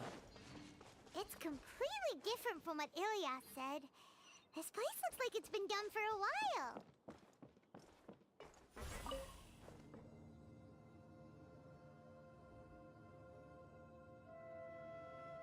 Contributing to the collective by only thinking to your strengths. How easy.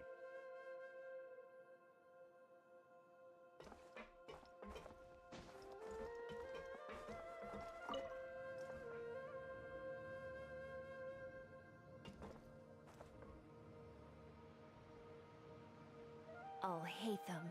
Just thinking of that name fills me with hatred. We must get rid of him.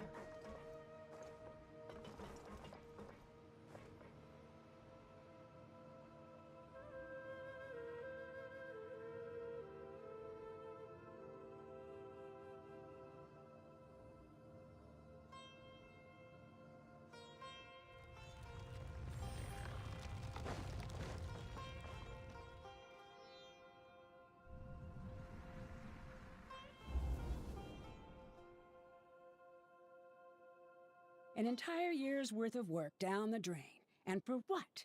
Your reputation? Do you have any idea how many people you've brought down? You could have played hero any time, so why couldn't you have waited until the project was complete? I don't understand what you guys are saying. Are you saying you don't care that Raju jumped to his death? It's a shame. What happened to him? I thought he was stronger than that. Everyone has been working hard to complete the project. He could have endured for a bit longer, but he chose now, of all times, to... In any case, we're done with you. Because of your recklessness, the Matra are putting Johnny on trial. This project is done for. None of this affects you at all. But do you know how many people, myself included, needed this project to complete their studies? Now our futures are up in the air. If worst comes to pass, we might not be able to graduate. Do you understand now? I'm sorry. There's no need for an apology. It's not like I'll accept it anyway. You'll pay for this.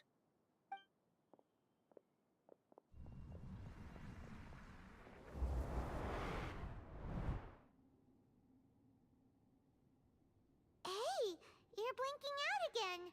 What did you see this time? Don't jump to conclusions just yet. Save your words for when we see him.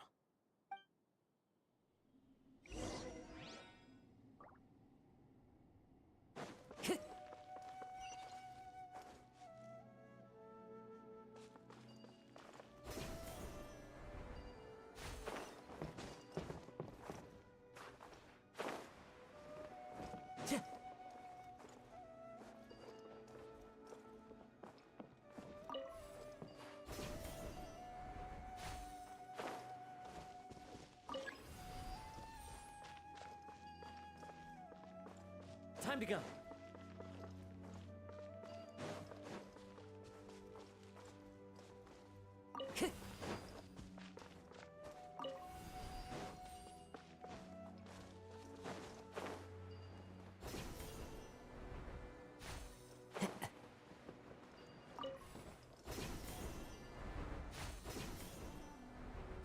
Follow the wind.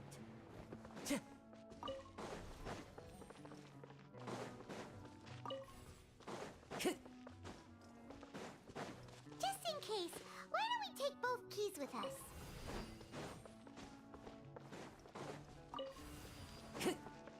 Time to go.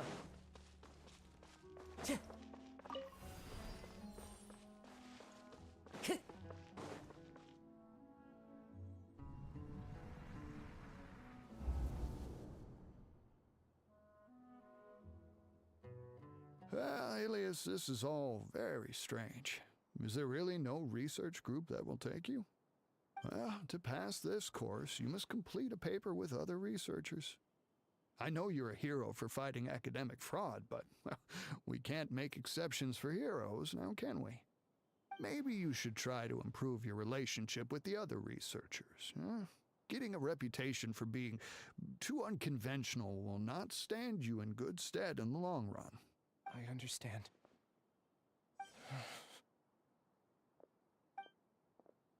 You seem troubled.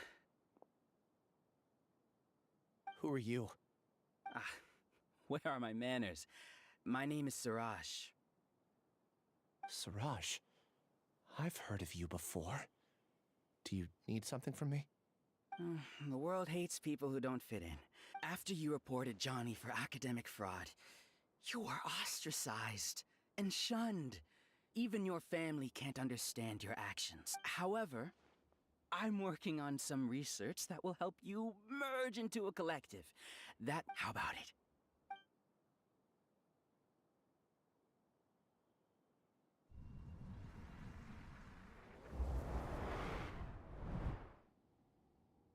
What did you see? Paimon can't believe it! He really did know! Siraj is the... Ooh, Paimon's so mad! We're gonna find him, and we're gonna make him explain himself!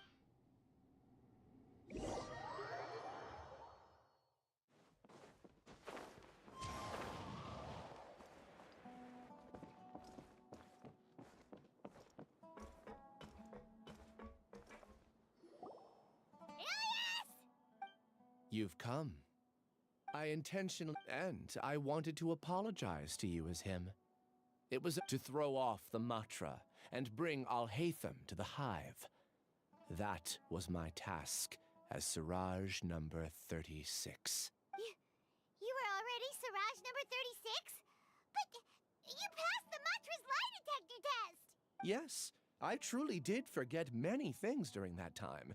Even my identity and assigned responsibilities. However, it's not that I got scared and forgot. I chose to delete those memories. It's difficult to fool Alhaitham, so I had to create the perfect guise for myself. And the best guise is when you believe your own lies. Correct. I only told you that the hive was incomplete because I had deleted my memories of its completion. It was finished a long time ago. Before I left, I was already living as number 36. Now, I choose to return to that identity. Only here can I be truly free. That's all I wanted to say. After I enter this room, my consciousness will merge back into the collective. And so, this is goodbye. Is this your decision? Yeah, the person we know is Ilyas, not Siraj number 36. The outside world is painful sometimes, but Paimon doesn't think that's a reason to run away. Do you need more time to consider, Ilyas? Hey, who are... That is Siraj. So you're that giga jerk! Giga jerk? Huh, how bold of you. Have I done something to offend you? I modified Akasha terminals to allow users to share memories and emotions. Then, I recruited researchers from the academia to build a collective consciousness. I assigned numbers to everyone and divided the experiment's tasks amongst themselves. Here, people can live easily and happily without needing to exercise complex mental thought. This is what they have chosen. All I've done is fulfill their wishes.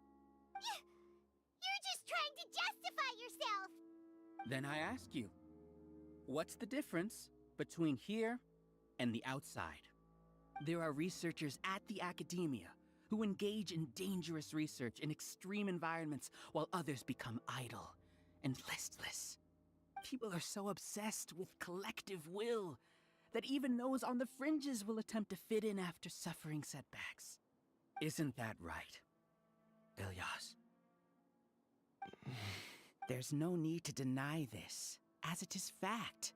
It is natural for social creatures to conform. And the terminus of conformity is a collective consciousness through which even an ordinary bee colony can... Welcome to the hive, Alhaitham. You once arrogantly denied the merits of this project before the Grand Sage. A few simple words from you, and my research was consigned to nothingness. Of course, I'm well aware that you don't care about any of this. You don't care about the pain of others. But I didn't give up. I made my thesis into reality. When we arrived, I noticed many empty rooms in the hive. Oh, you noticed that? Then can you guess where their inhabitants are? The answer is the academia. They're executing another phase of the plan.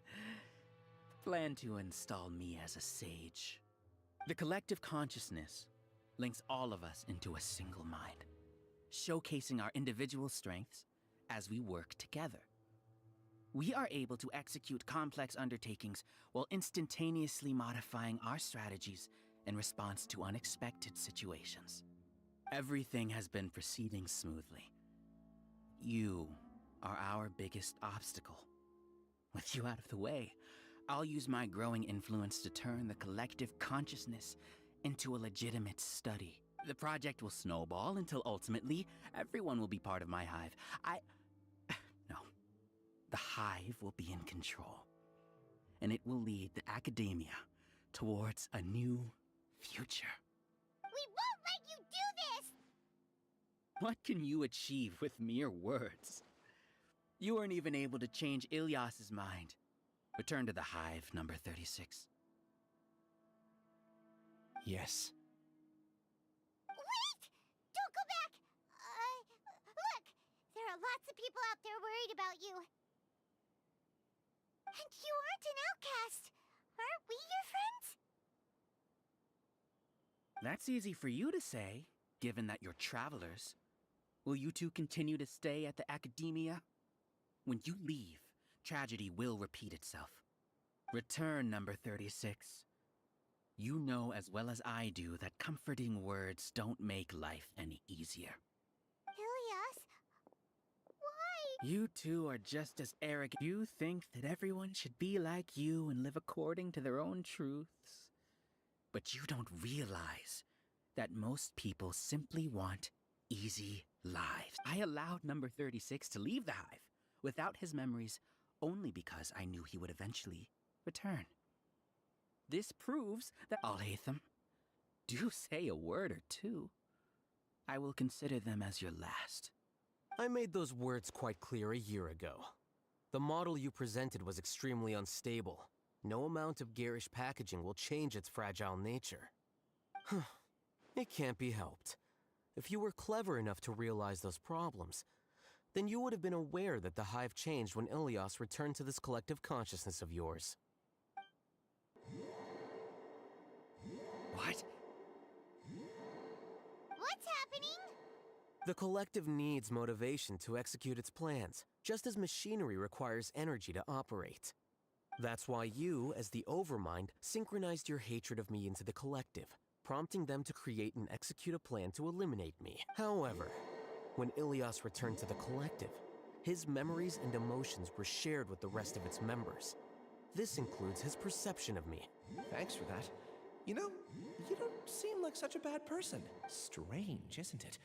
Why did I have those thoughts at that time? This contradicts the hatred you had provided them, and these two differing emotions will give rise. So that's it!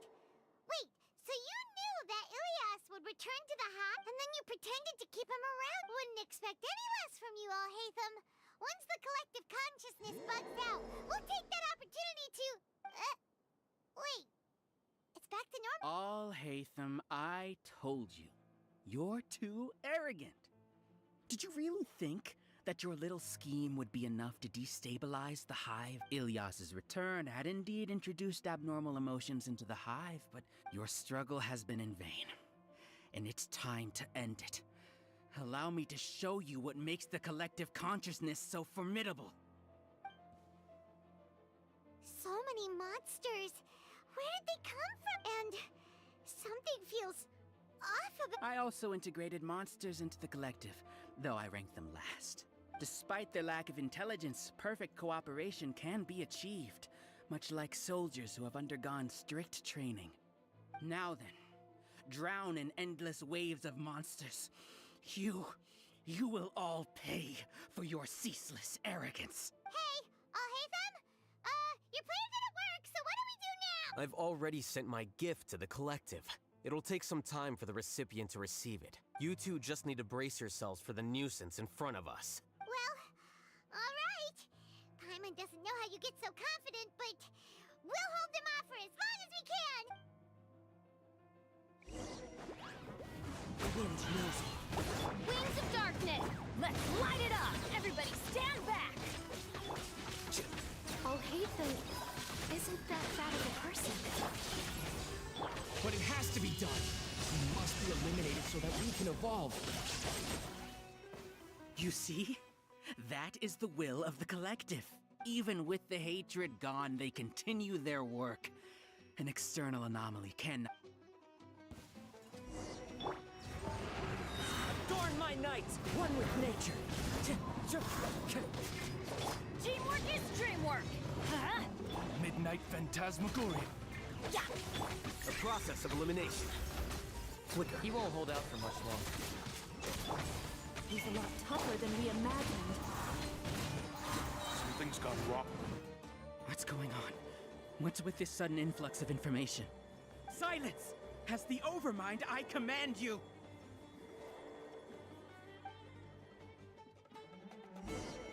As one with wind and cloud! Inazuma shines eternal! There is no escape!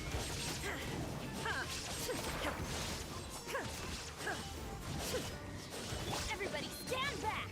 Let's light it up! How is that possible? Why hasn't it been resolved? Judgment? The will of the collective cannot be wrong. The Overmind must stand in error for his judgment. What's it?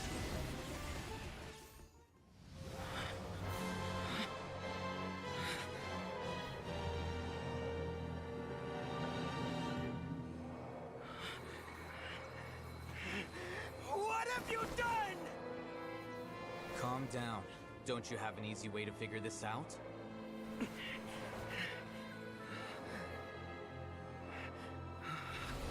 were only designated as number 36. What a shame. From what I can see, your talents merit a smaller number. Putting aside the validity of the data, it is meaningless to judge individuals based solely on their jnana energy. What you said to Ilias has now become a memory shared by all members of the Hive. I see it now! You've channeled and amplified their selfish desires! You're trying to destroy my hive from the inside out! Human minds are not infinitely pliable, and your hive has stretched many of them to their limit. Once your authority as Overmind starts to wane, it won't be long before your subjects snap back. Is it worth living here like a machine? Being a tool for the rest of my life? As soon as one person begins to have these thoughts, selfishness, doubt, and fear will propagate, thanks to the web of consciousness that you built. At this stage, your so-called hive has already fallen. It's not over yet. I am the Overmind! There has to be a way!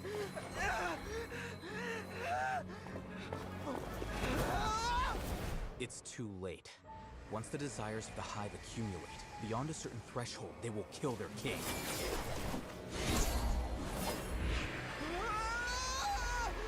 Wouldn't have suffered such a disgraceful defeat if I was the Overmind.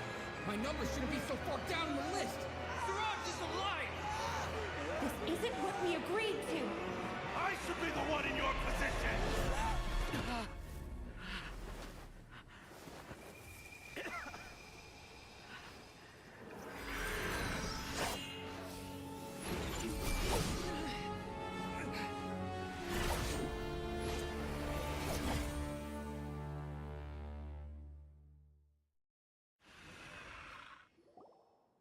The hive shut down?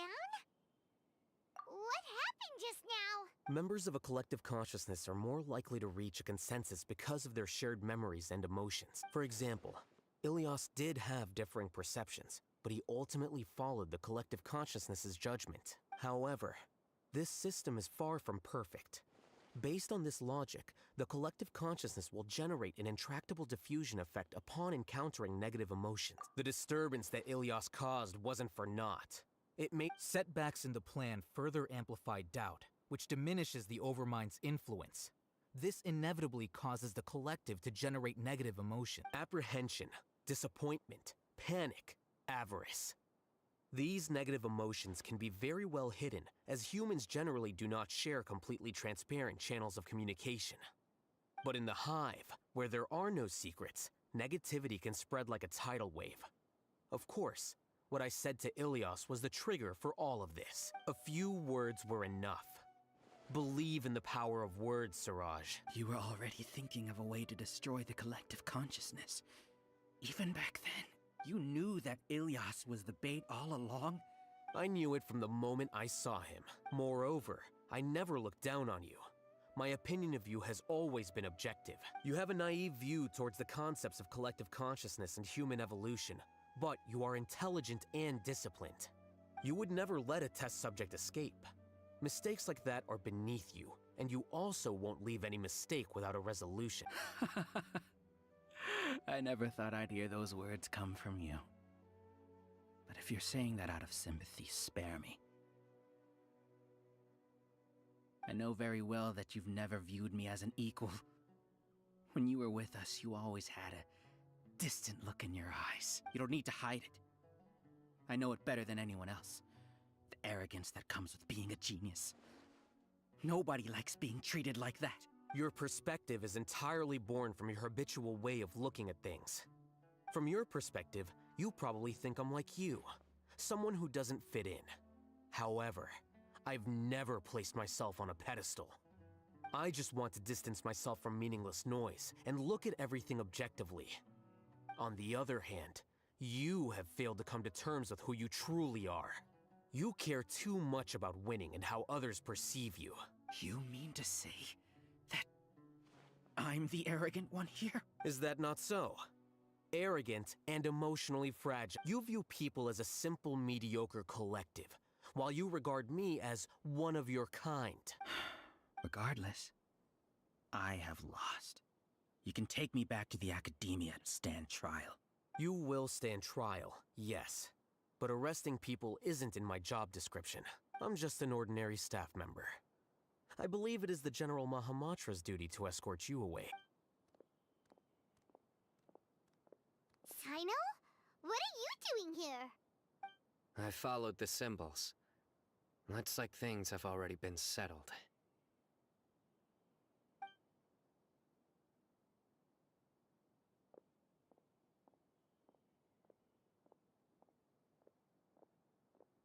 Symbols? I left a similar picture in my letter to him, and I made several similar symbols on the way here. Wait, what do you mean you left a letter? Oh, Paimon remembers! When Paimon first saw you, Arav said that you had left a letter for Sino. So you really did know that something was up with Ilias from the start! You lied to us too! It'd be best if you didn't spout nonsense. I never employed any mode of trickery on you.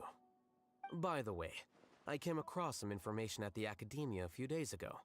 If you practice the method discussed therein, your vision may improve. Do you need it? Seriously? This guy. By the way, Sino, Paimon heard that Siraj sent more people to the Academia. We can't let those jerks get away! Don't worry. The Matra have started screening suspicious persons, and we've already arrested many of Siraj's associates. This was likely one factor that caused the Hive's consciousness to waver. Everything went as you predicted, All-Hatham. Good. Seems like the interesting part is already over. I'll leave the arrests to you all. See you.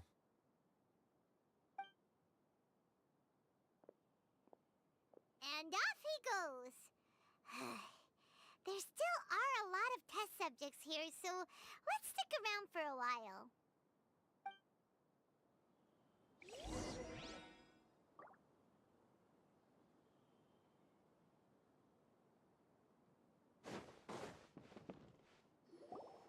Oh no. Oh no. I was involved in all these plans to get rid of the acting Grand Sage? What came over me? How could I do something like this? We were accomplices without knowing it. But I'm afraid that Al-Haytham might pressure the Matra into giving us heavier sentences. Whether he's the scribe or the acting Grand Sage, we can't afford to offend him. It seems our future at the Academia will be full of uncertainties. We can discuss the future later. Leaving the collective left me with a strange sense of guilt. I didn't feel anything towards Al-Haytham at first, since he wasn't well known. All the opinions I heard about him were negative, though. Siraj made us hate Al-Haytham, and we blindly accepted that hatred and thought of him as a bad person. From how things look, we've done a lot of irrational things. I guess we're getting what we deserve. Could you help us apologize to Alhaitham? Sure, Paimon will help you tell Alhaitham. But whether he chooses to forgive you is up to him. It's okay. No matter what he chooses, apologizing will make us feel slightly better. If he chooses to remember this, we're prepared for our punishment. It's time to go. Let's go.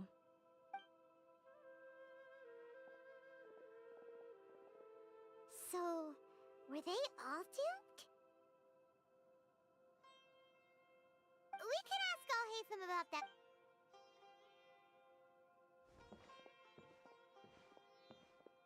Looks like I can't exist as Siraj number 36. When I was at Gandharvaville, I thought about whether I should just come forward with the truth. But I didn't have the courage then. So in the end, I lost my sense of justice, but I also wasn't able to conform. Ilias? Don't be sad. I'm the one who deceived you. However, I didn't come out of this completely empty-handed. The moment the hive collapsed, an idea popped into my head. I realized that the collective I was always trying to fit into wasn't as powerful as I had imagined. Understanding that gave me courage somehow. Perhaps one day I could be just like Alhaitham and not care about what anyone else thinks. You can do it. Paimon believes in you. Thanks. Well, I should get going. I'm one of the primary suspects in the case, so I'll have to receive my due punishment. Can you keep this a secret from my parents and my sister? I just don't want them to worry. Also, please apologize to Alhaitham for me.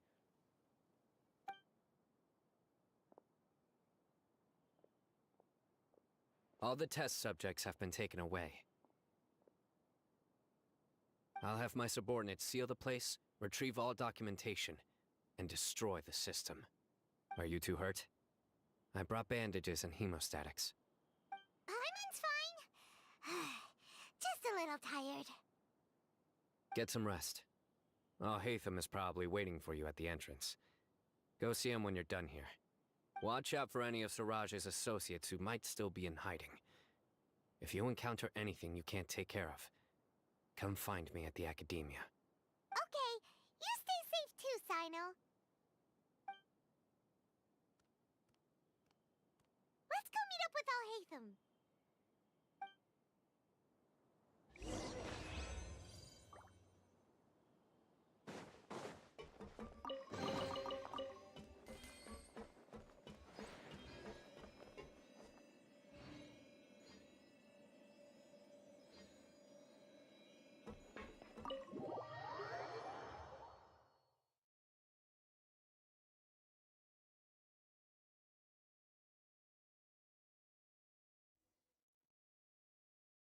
The matter's settled. We can return now. I actually thought it would have been settled sooner. This took much longer than I expected. Judging by your faces, it seems like you two still have some questions. I respect your curiosity, but I'm off the clock now, so I'm not going to field any question. Hey, we're not your colleagues! You couldn't tell that was an excuse just now? What? Are you kidding me? You're not leaving today until you explain what happened back at Siraj's secret base! See ya. Hold it right there! Are you done? Your behavior is reminding me of some other people. Stop changing the subject!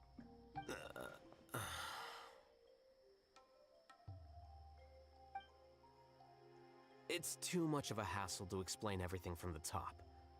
You know what? Come with me. Where to? You'll know when we get there.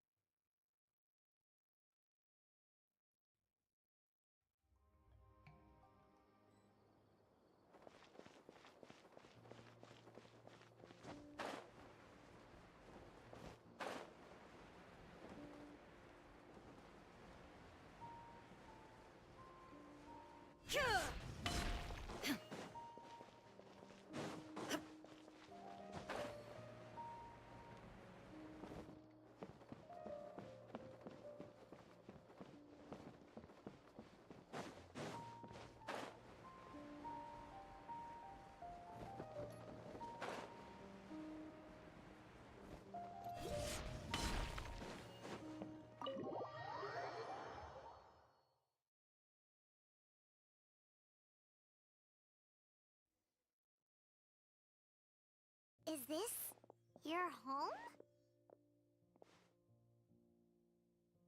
Yes. What's with you all of a sudden? Being all polite and inviting us over?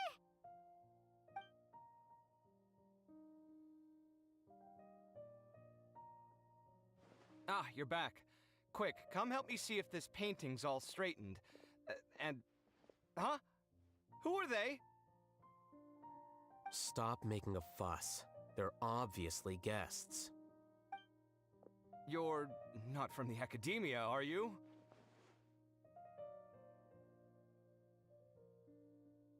Paimon, shush! Wait, what? How do you know me? Oh no, do people know that I live here? What? You're embarrassed only now of all times? Oh, you guys are roommates! Yes, we are, but keep that to yourselves. Please, don't tell anyone else. I keep a few books on collectives and the subconscious here at home. I'll get them. You all chat in the meantime. Hey! Hey! You're leaving just like that? What's...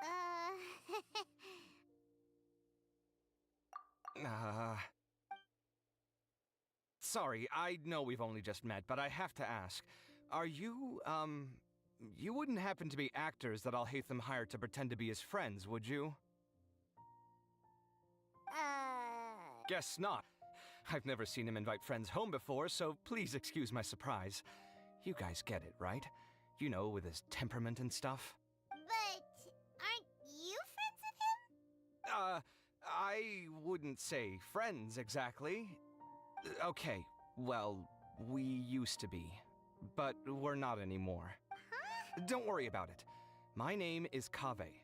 I'm sorry to have met you under these circumstances. Anyway, please don't say anything about me living here. You seem like you got a lot going on. So maybe Samora will make Paimon... You're Alhaitham's friends. What?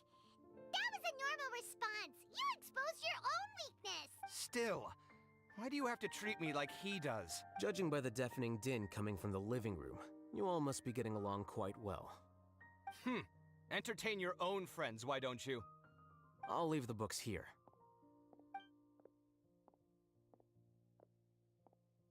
Paimon's dizzy from reading. This is way too complicated. Why don't we just ask questions instead? Paimon wants to know, oh, how did you know about the collective consciousness's weak... A year ago, Siraj presented his thesis to the Grand Sage, who offhandedly asked for my opinion. I actually responded with 2 lines of reasoning. The first, as I've already said, was that his research was on human evolution, a subject prohibited by the Academia. The second was that I thought the direction of his research was too extreme, but his approach too conservative. Wait, that's too conservative? He built such a large lab, gathered all those people, and even tried to get rid of you! One way to stabilize a collective consciousness is to remove the test subject's humanity altogether. The optimal solution to achieve collective consciousness is to focus solely on the overmind and treat the other test subjects as tools. That's way too dangerous! You're not seriously considering that, are you? I'm merely stating the facts. If Siraj had done that, I would have felt his work to be just as senseless.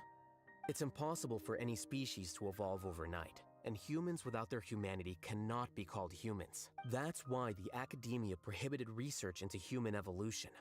Most research of this kind tends to run contrary to evolution. Huh. Paimon gets it now. Ha! That's rich coming from you. If humans aren't humans without their humanity, then you'll probably evolve into some other species in another decade, I wager. What about you? Are you going to devolve into a fungus? At least I'd be a fungus with empathy. Sorry for eavesdropping, but what happened to you guys? Are you in trouble? Sort of. We encountered a strange researcher that had it out for us. Are you all okay?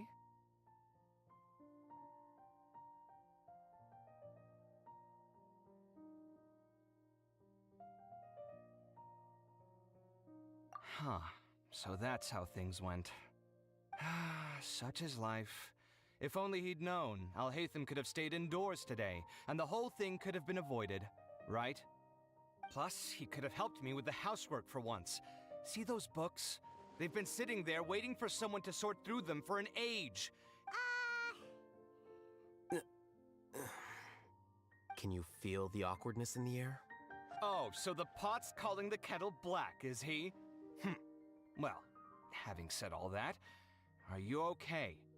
I'm doing quite well. Much better than that painting you're trying to hang on the wall. You don't understand anything. Stop criticizing my taste in decoration. Paimon can't tell which of them is more problematic. Let's just get this over with and leave.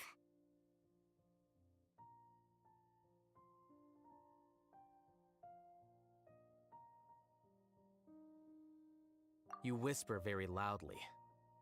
Oh, yeah, Paimon's been told that. Do you have any more? Let Paimon think. Oh, by the way, the other researchers apologized to you. They hope that you can forgive them. I bear them no ill will. More accurately, I don't really care about what they think of me.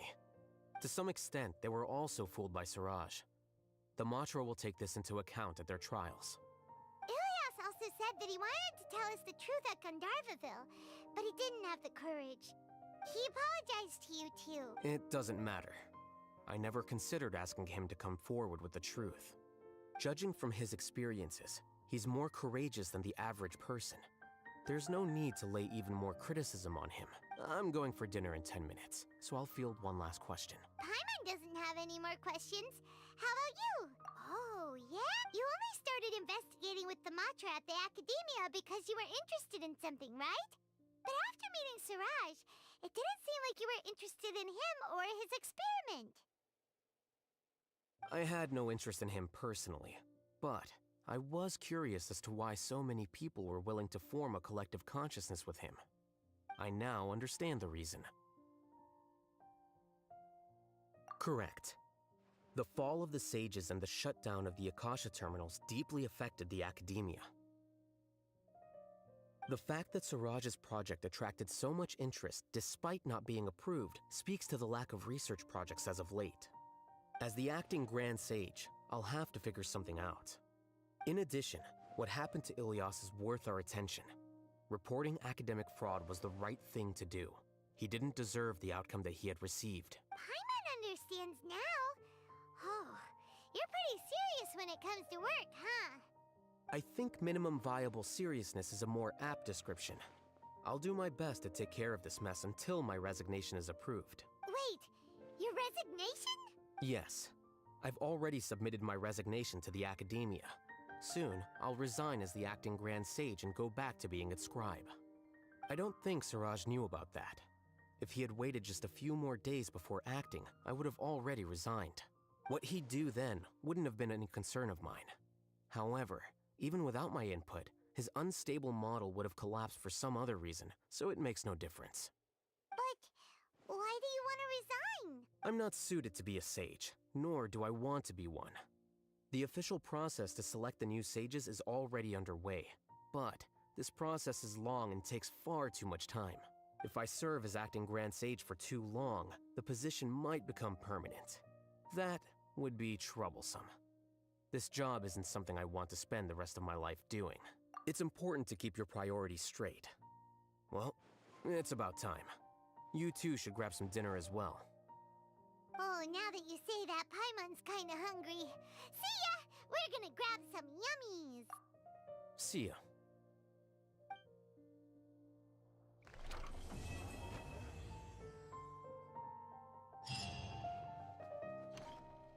The name Siraj doesn't ring a bell. He isn't someone who would leave an impression, so it's expected that you don't remember him. I've always had a hard time appreciating the way that the Academia pressures people by labeling them as geniuses. But even so, the Academia can't be left to you. Or perhaps I should say that I'm delighted to see that you have a base amount of self-awareness. If the people in the Academia haven't gone mad, they'd know that I'm much more suited to be a sage than you. And I suppose they'd let everyone know that your career as a sage will be as shaky as that painting. Again, that's mighty rich coming from someone about to resign. But my salary will likely stay the same. Wait, what? How come? Why do you get special treatment? At least I don't have to be an architectural designer who works himself to death just to get a smile from his client. You... I took time out of my day to clean the living room for you, and this is the thanks I get for it? I'd have been better off catching up on my work. I still have designs to finish. Make sure to pay back the rent you owe me. I'm going to buy some furniture with that, Mora. What? Are you trying to annoy me to death? The decorations you buy keep getting uglier and uglier. What's the point of having a boring wood carving in your house? You'll have to blame that on my financial freedom. Fine. Go ahead and hide behind your financial success if you want. But if we forget Mora for a second, do you have anything of true value to boast about? I think I'd have too many choices, to be honest. You, on the other hand, can you think of any redeeming features at all? Artistry, for sure. You don't know the first thing about interior design. Don't go off buying random furniture unless you take me with you.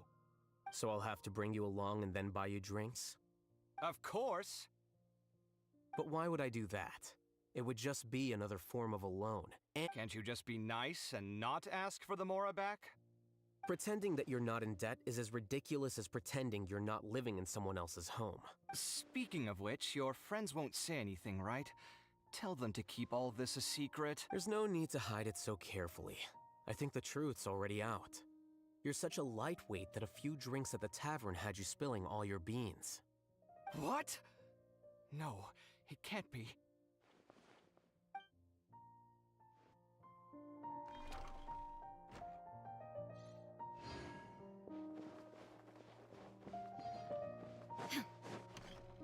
The name Siraj doesn't ring a... He isn't someone... I've always had a hard time appreciating the way that the academia pressures people by labeling them as geniuses. But even so, the academia can't be left to you. Or perhaps I should say that I'm done... And I suppose they'd let... Again, that's... But my salary... Wait, what? How come? At least I don't have to be an architectural designer who works himself to death just to get a smile from his client. You... I took time... Make sure to pay back the rent you owe me. I'm going to buy... What? Are you trying to annoy me to... You'll have to blame that on my financial freedom. Fine. Go... I think I'd have too many choices, to be honest. You, on the other hand, can you think of any redeeming feature? Artistry, for... So I'll have to bring... Of course. But why would I do that? Can't you just be... Pretending that you're... Speaking of which, your friends won't say... There's no need to hide... What? No, it can't be.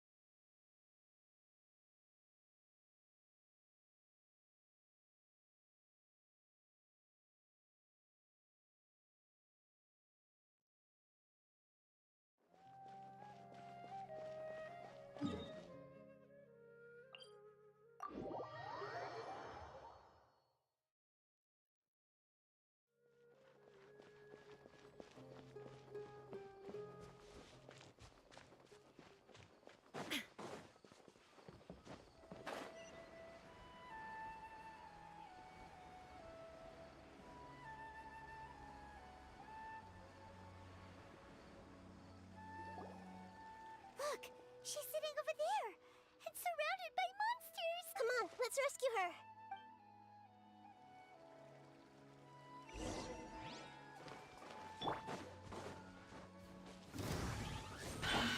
One with nature. Let's light it up! Everybody stand back! She seems to be in the same condition as Ilman earlier. Yes, but luckily she hasn't been injured or jolted awake yet. Let's carefully move her somewhere safer. See you tomorrow, Professor Aisha. Huh? Why am I back here again? Dreaming? But what about Professor Aisha? Oh, I see. It was all just a dream. Well, that makes sense. After all, it hasn't changed a single bit. Huh? Nearly 20 years, and it still hasn't bloomed. Does it have something to do with your dream? Please, tell us what you mean. Ah, sorry.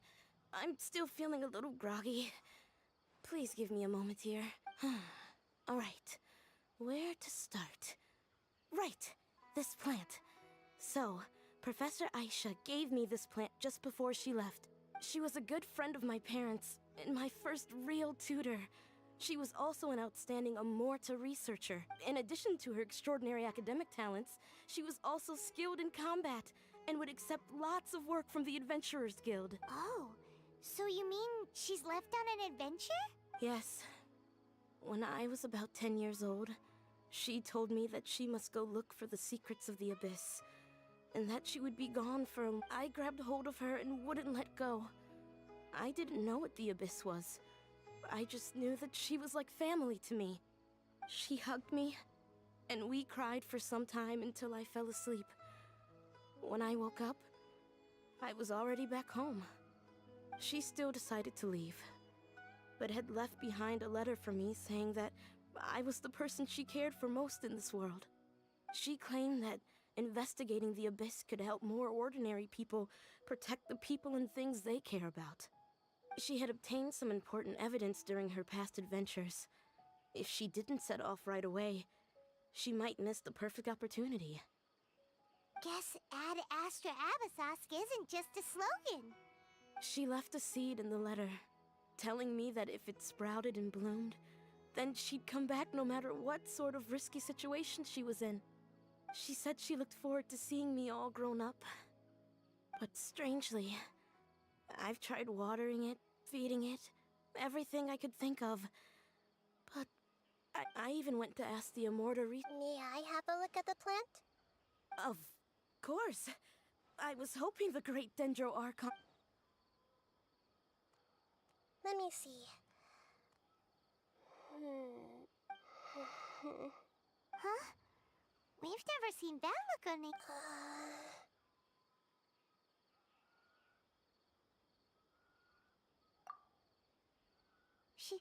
She looks a little unwell. Hold on. We'll be right back.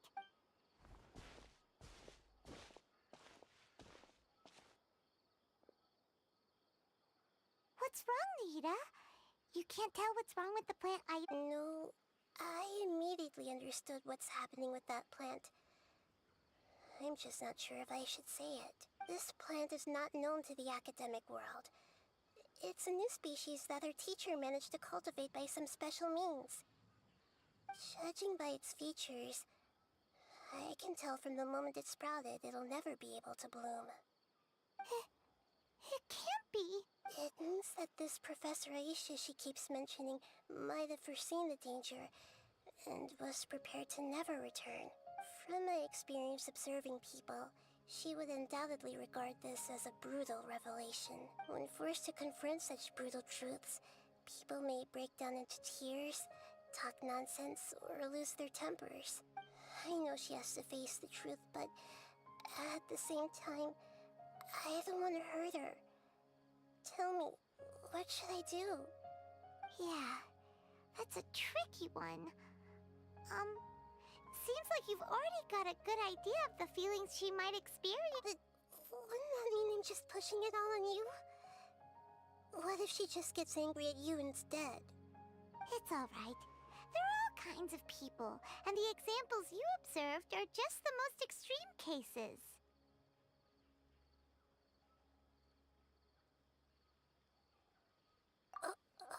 Okay. Thank you. Let's go back and tell her.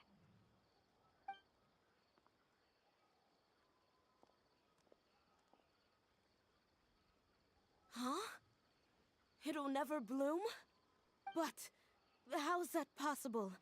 If a plant is unable to bloom, doesn't that mean it can't reproduce either? All that's left for it to do is slowly wither away. Are you saying she never intended to return? Seriously? But she meant well. Since the separation was inevitable, She hoped that you would be able to come to grips with such a cruel parting a little later in life. Yeah, her love, care, and attention to you, all those warm moments were real. I guess she had hoped that you could understand and respect her choice after learning the truth. I see. Sorry, I don't want to sound ungrateful, but it's just so much to take in. The dreams are so beautiful. Yet reality is heartlessly cold. I really thought she had come back. I had so much to tell her. These dreams may not be as pure and beautiful as they seem. Some kind of power may be exploiting your feelings. Really? Yes. So with that in mind, until our investigation is completed, please return to the event and ignore any further temptations from your dreams. I see. Thank you for rescuing me, and sorry for the trouble. Luckily, the plant didn't get hurt either. Otherwise, I wouldn't have anything left to remember her by. Thanks, Traveler and Paimon. She seems to have finally accepted the truth, but I think she'll still need a long time to come to terms with her feelings. I saw her waver the moment you mentioned love. It was almost like a gentle rain, arriving just in time to put out a fire that was about to spread. It's because people have something called empathy. Empathy? I see. This is valuable knowledge indeed. By the way, you said there may be something that's trying to exploit their feelings. Any idea what that might be? Yes. What's common between Ilmon and Katia's cases is that they've both lost someone dear to them. And now, they get to meet the people they cherish in their dreams again, and the people feel more real than anything a regular dream could hope to create. Instead of interpreting it as a result of their longing, I have to consider a more antagonistic explanation. Someone is taking advantage of their longing.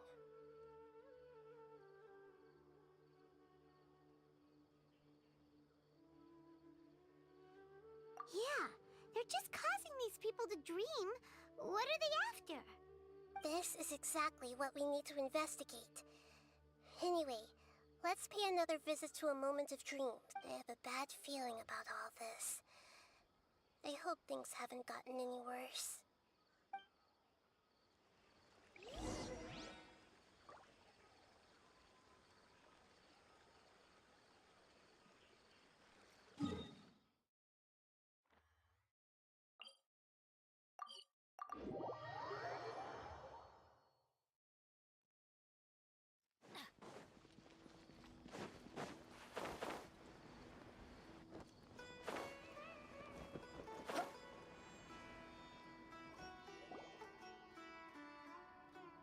We're back.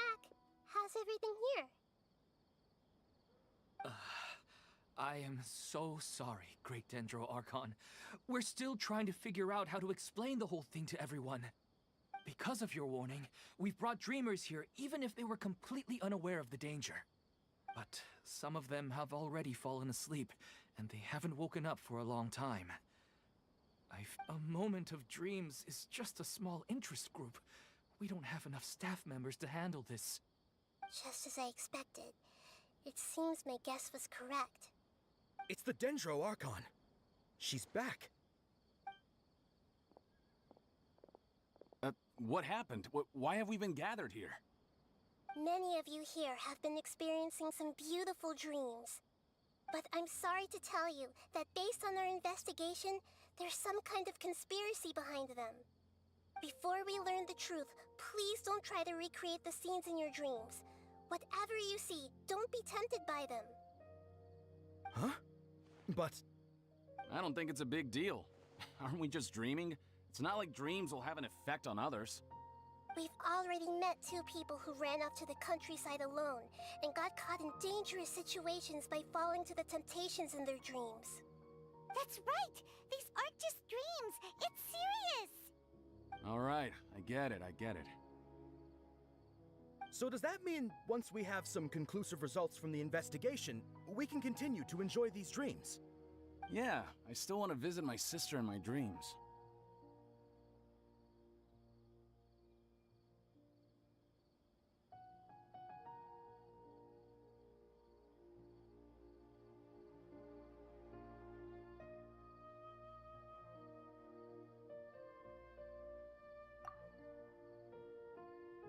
I'm sorry if what I'm about to say sounds a little offensive, Great Dendro Archon, but we had a discussion with the folks who just arrived here, and all of our tales seemed as if they were alive again, which makes us reluctant to wake up.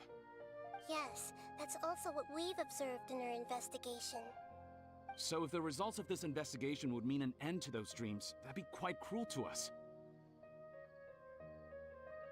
All of us understand the danger, but perhaps you can't quite understand just how much those people mean to us. I don't think everyone will be on board with the plan to abandon these dreams for good. Before the conclusion of the investigation, they'll at least want to meet the people in their dreams one last time and say goodbye. We've never had such a difficult situation before. It appears that not many people are willing to cooperate. So they still want to return to their dreams despite knowing the danger? That's right. Compared with these sweet and beautiful dreams, our warnings of danger are dull and emotionless. It looks like the situation will inevitably spiral out of control. The more time we waste, the more people will ignore our warnings and return to their alluring dreams. So, what should we do? Seems we have to go into a dream and find out the truth for ourselves. Pedrush, is there anyone here who's experiencing a marvelous dream right now? Let me think. Yes, this way. Good. Please take us there. This lady refused to heed our warnings and fell asleep here a little earlier.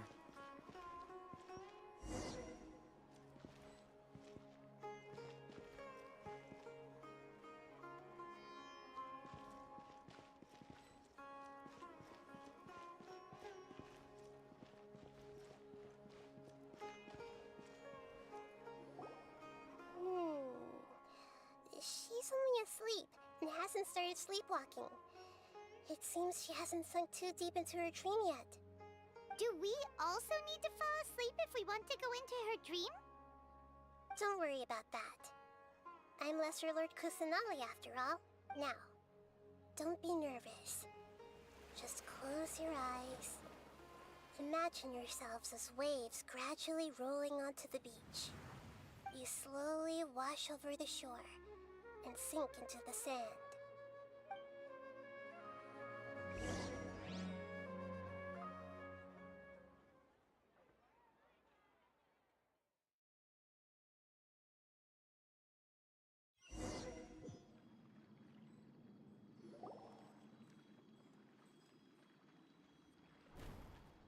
What's wrong, Traveler? You look a little disoriented. Really? Paimon didn't notice anything. Anyway, seems like we've made it into the dream. I thought we would arrive at some familiar scene, but we seem to have landed in a completely unfamiliar place. Whoa! So many giant plants! Theoretically, we should have gone straight into Debbie's dream. Things do seem to have gone a bit sideways here. Anyway, let's see if we can find any leads.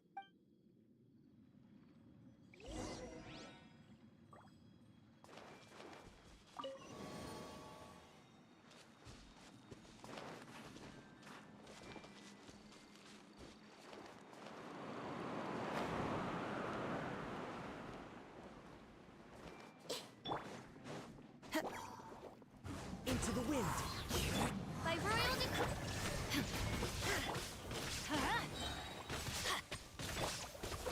Wind strike! Clouds high.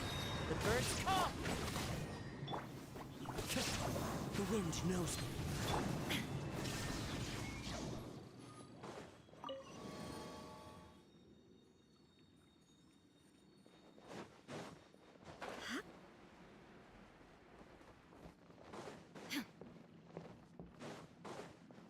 Huh? A door? Wonder where it could lead. Well, it's not like we have of any other way to go now. Let's go in and have a look.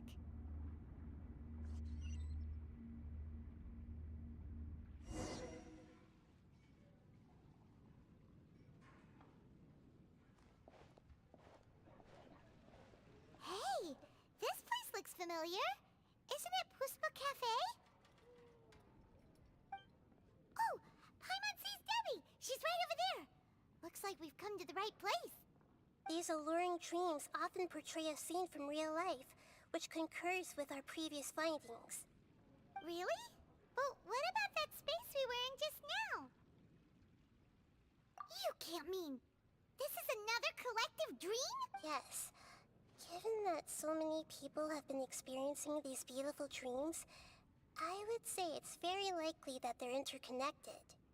Compared to an interconnected dream, independent individual dreams would be much harder to manage and manipulate. Ah, Paimon gets it now.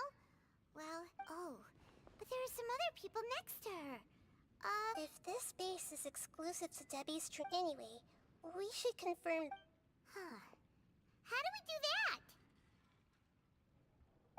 Just leave it to me.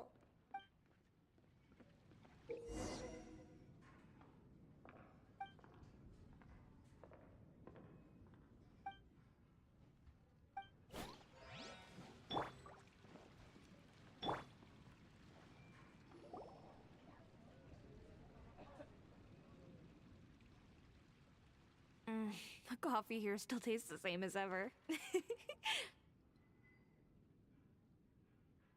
You two have traveled all around Tibet. Surely you've all tasted better coffee than this.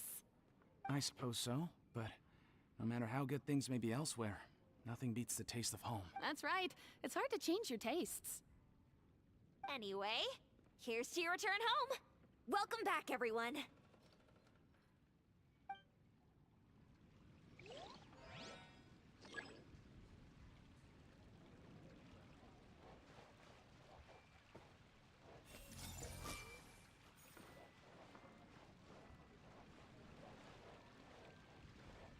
I see everything.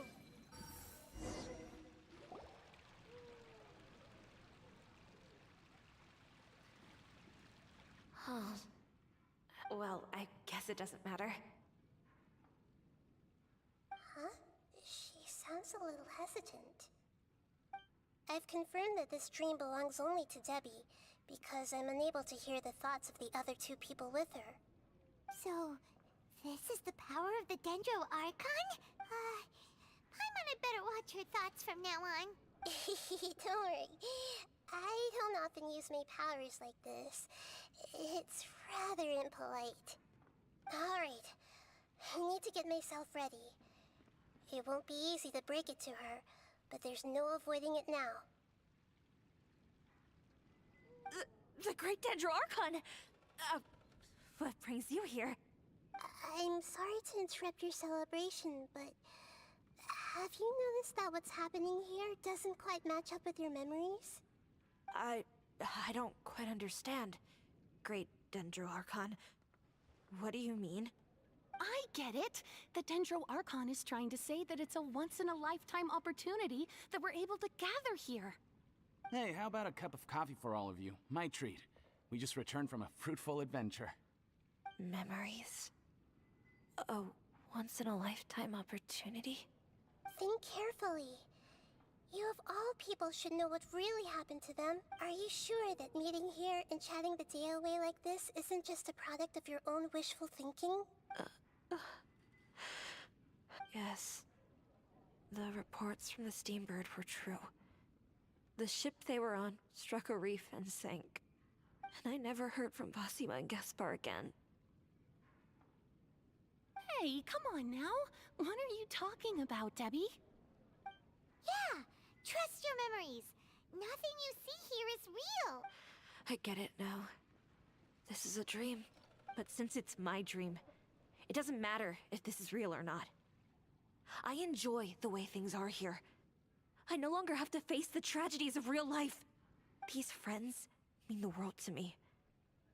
Nobody else can There's nothing wrong with continuing. I'm worried that if you were to continue dreaming like this, The lines between dreams and reality will these dreams will always give you what you want, while reality— Don't worry. I still have control. I won't let it go that far. Are you sure? Hey, how about we put all this troublesome stuff aside and get back to our coffee and snacks, Whether it's just a dream or real life, you should be happy. You can't just brush off something like this. We don't even know how you people got here or where you even came from. Sorry. No, it's all right. It seems that for now, this place is still— but I wonder if there's any way to go deeper into the dream. Huh. Now that you mention it, I once heard a strange voice tell me that there's an entrance here. I'm not interested in checking it out at the moment, but maybe I'll go in and have a look later. Okay, thanks for your help. Just as I expected, we're only on the surface of this dream. Let's go.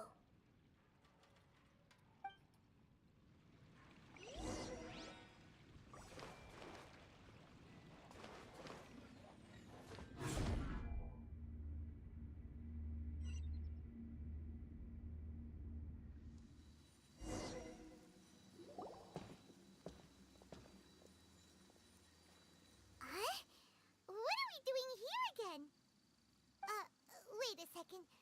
We were just up there. No, down there? Did we go up or down?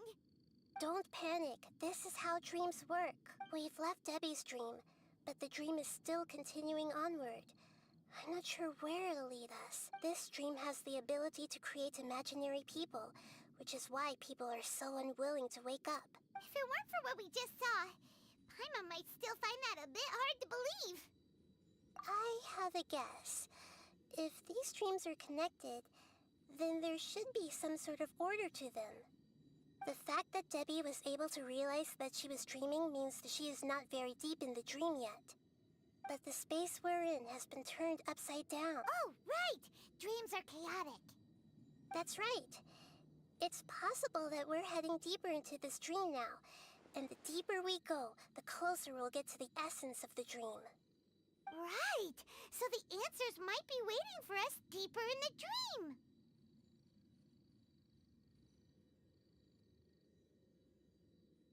Yes, and we should get ready for whatever we may encounter.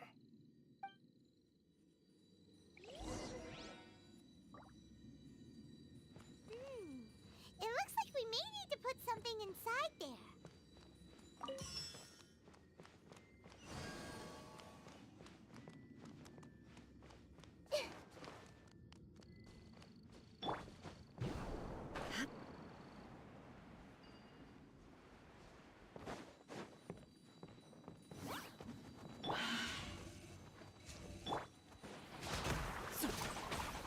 One with nature.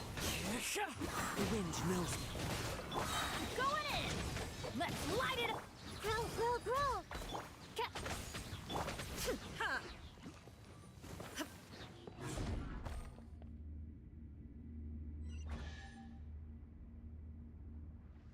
Whoa! When it rains, it seems to disappear slowly. Yes, and it appears again as soon as the rain stops. It's less like a flower, and more like a dangerous slime that's trying to keep out of sight. Here we go again with Nahita's analogy.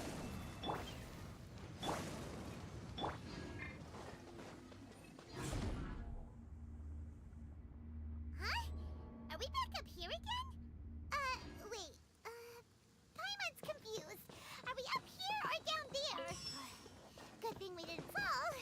Yes, we did. We just fell upwards. That's not helping, Nahita! Paimon has no clue what's going on anymore.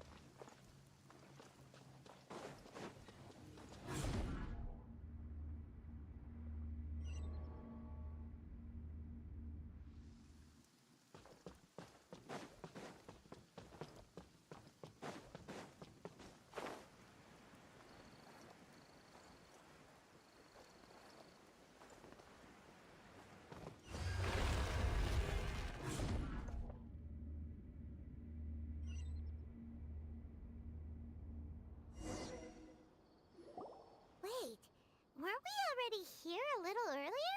This is probably Ilmon's dream. Huh? Why would he start dreaming again. Yes, but it seems that the danger isn't enough to stop him from Based on what we've learned so far, he must be sleeping more deeply for his dreams to appear here. But fortunately, he already knows us from before, so hopefully we'll be able to wake him up.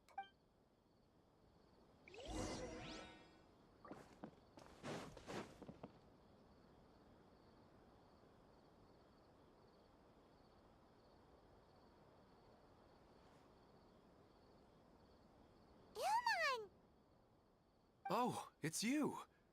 Incredible! I didn't know you would appear in my dream, too. Did you say dream? Wait, so you know this is a dream? Of course. Such good things rarely happen to me in real life these days. Here, let me introduce everyone. This is Minar, my wife who I mentioned before. And this is our daughter, Hydar. Hello. It's a great honor to meet the Dendro Archon. Whoa, Dad! You know the Dendro Archon? That's amazing! And what's this? Is it a new toy? No, it's Paimon, not a toy! Anyway, now's not the time for that! Nahida, this doesn't seem to add up with what we were expecting. You're right. Let me think for a bit here. Oh, right! We didn't see him in a moment of dreams earlier. Paimon thought he'd gone home. Sorry. I just had to make sure that Hydar could get a chance to see her mother. I had gotten pretty familiar with the hike, so I brought Hydar with me. I'm just glad we didn't meet any monsters along the way. Yes, I'm glad too. It must have been very hard for him. I regret not being able to fulfill my role as a wife and a mother. No, don't talk like that. Let's leave all that unhappy stuff behind for now. Even if we're in a dream, it's still a blessing that we've been able to reunite in this way. What should we do now? Should we tell him the truth? You can let me break the news. I should be the one to do it. I'm sorry, but I should tell you that your dream did not create us. We are real people with our own consciousness. Like the last time we met, we are still investigating this dream, and we've already learned some things about it. So you mean there's something nefarious with this dream as well? It seems the reunion of our family is destined to only be temporary. Maybe, but... Oh, no, Mom, you can't leave!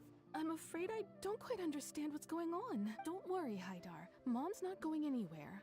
Please, don't cry. Minar doesn't understand any of this. I'm fully aware that this is a dream, so that's why I've never told her the truth. Never mind. It's not like I would know what to say. I mean, I don't get any of the complicated stuff. But regardless of whether this dream is good or bad, you're here to resolve it. Yes. Then please, let us enjoy this moment for just a while longer. Regardless of whatever caused this dream to come to pass, I feel extremely grateful to have had the chance to reunite with my family. But does this dream really have to disappear? I'm afraid so. Okay, please, come this way. You can go even deeper into the dream by heading in this direction. I have heard that the further down you go, the more pleasant the dreams become. The answer you're looking for may also be found there. Go ahead. Thank you for helping us, and I'm truly sorry. You're welcome. It's not like I have any say in the matter. I'm just an ordinary person after all.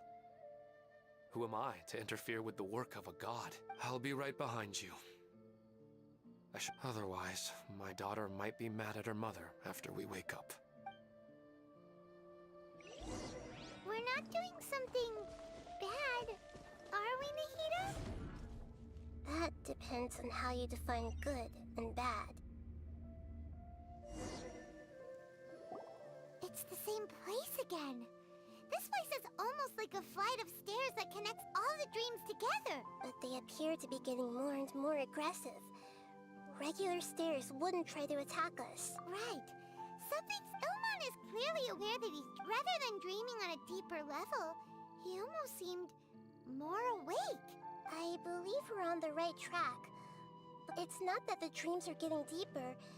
But you would never mistake dreams for real life, right? Sometimes, Paimon almost wishes her dreams could be real, but it's just a quick thought.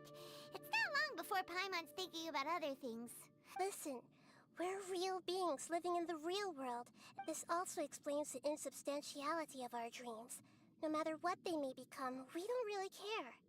But if we decide to abandon reality and embrace our dreams, then our dreams will become far more substantial. Oh, wait! Paimon's starting to get it now! Your mind will begin to build the dream far more attentively, which in turn will make it feel more real. Do you remember how the Akasha can turn dreams into jnana energy? Constructing a realistic dream consumes a similar energy. Does that mean there's a host of these dreams here like Milu during the Subzero's festival? If we wake that person up... But the collective dream in Sumeru City was created by the Akasha. And this has nothing to do with the Aranara. And humans are not capable of creating a collective dream. Which means... Huh? So, did someone manage to restart the Akasha? That's impossible. But they are probably a scholar of the Academia who had a close connection with the Akasha. Even so, how did they manage to do it? And how did they choose the host?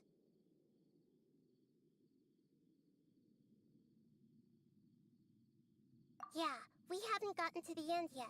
Once we know their motive, all the questions will resolve themselves.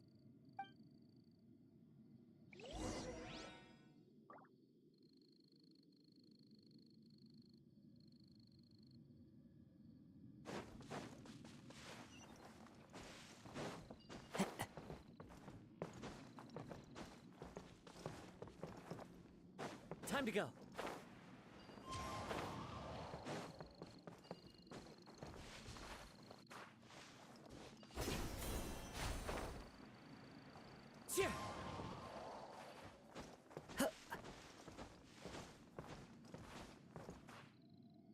One with nature.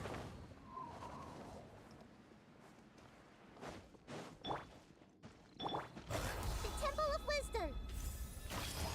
Midnight Phantasm. Wind strike. Let's light it up!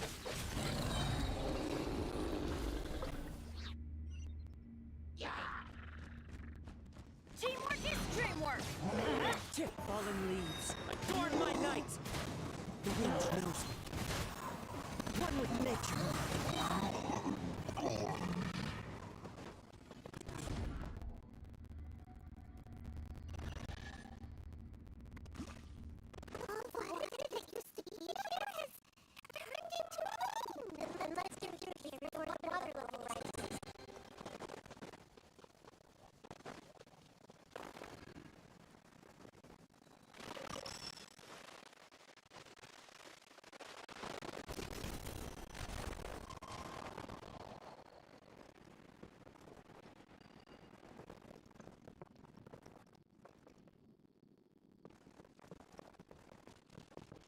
Time to go. Follow me.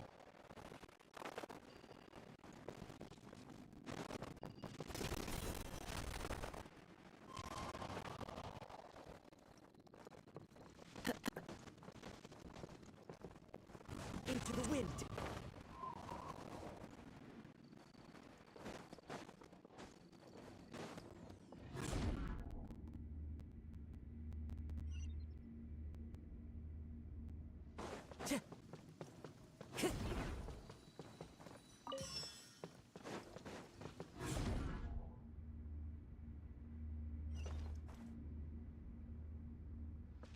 Time to go.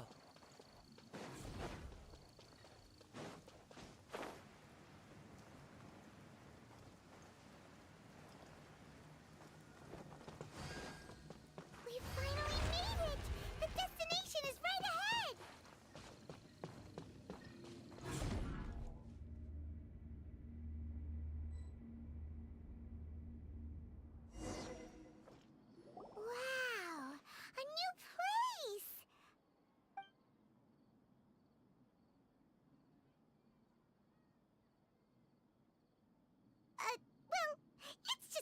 Paimon in this dream. This should be the final destination. Huh? Really?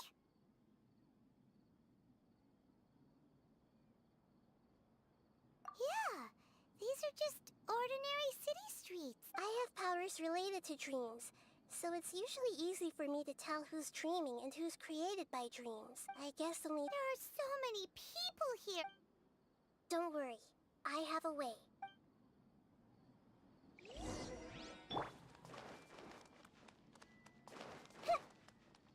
Everyone hold hands! Shadia has such good taste. I can never go wrong with her opinion. No, it doesn't seem to be her. Anissa's always so calm. I wish I were the same. He's just in an ordinary dream, so it shouldn't be him. Anissa's always so calm. I wish I were the same. He's just in an ordinary dream, so it shouldn't be him. Who told? You know, I've heard that plants grow better if you play music for them. And on that note, it's been a while since I last heard you play. Sorry, I've been a little busy these last couple days.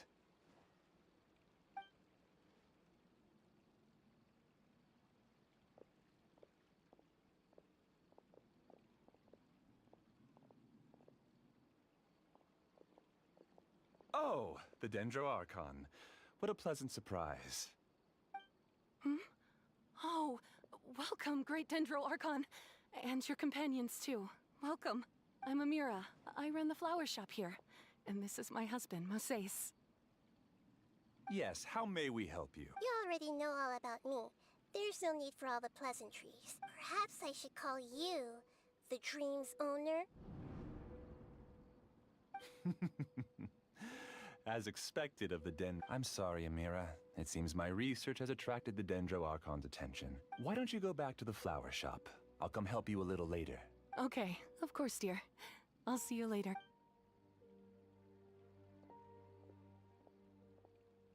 It appears that I was too naive to think I could deceive the Dendro Archon in person. To avoid looking like too much of a fool, allow me to ask the first question.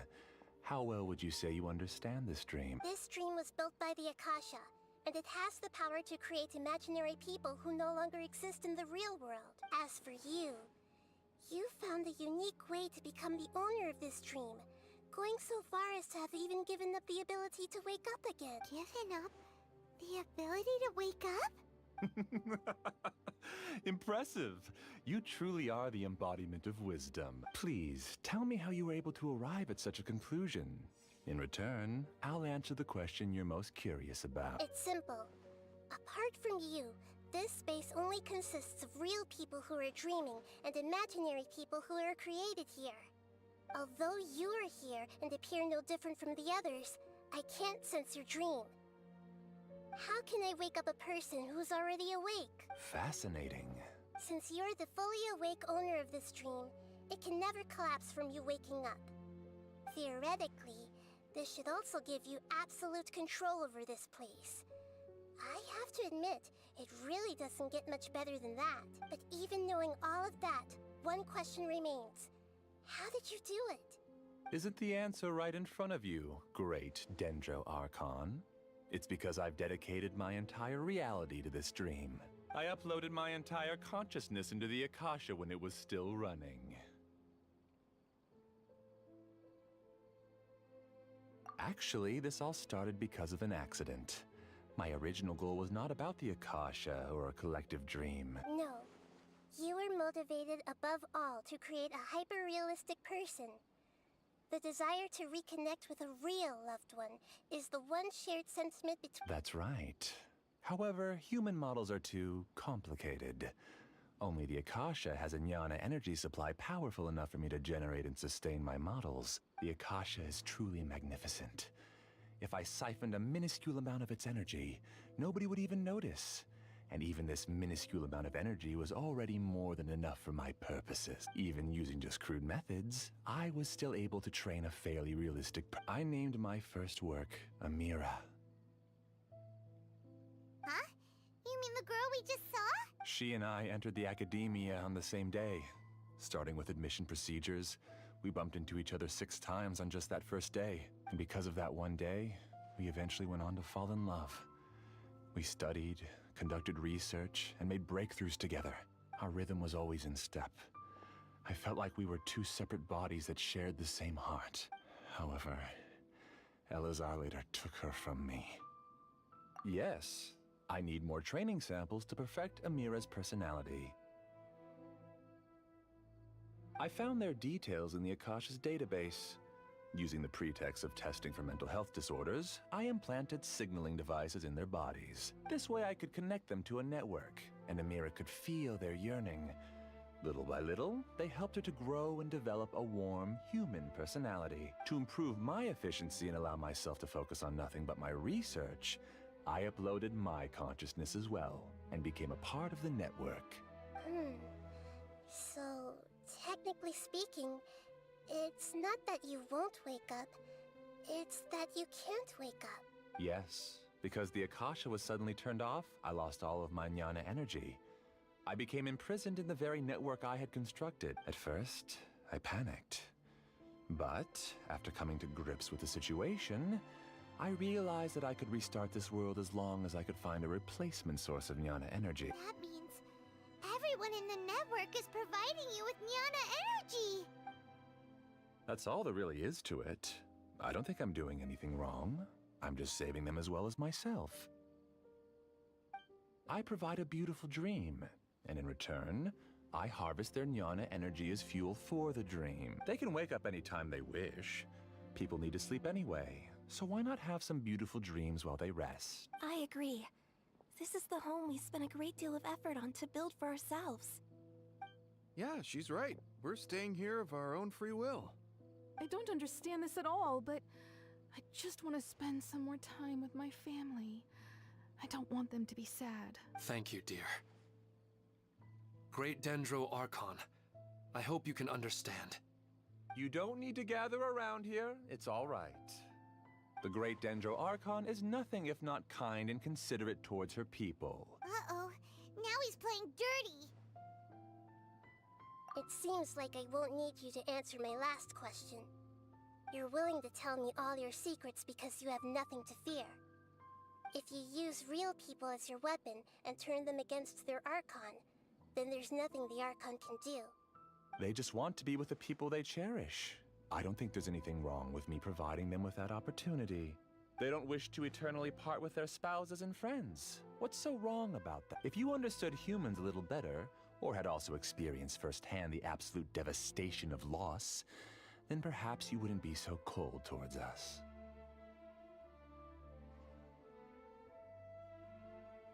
If you had used your talents and determination for a just cause, you could have become a sage of the new generation.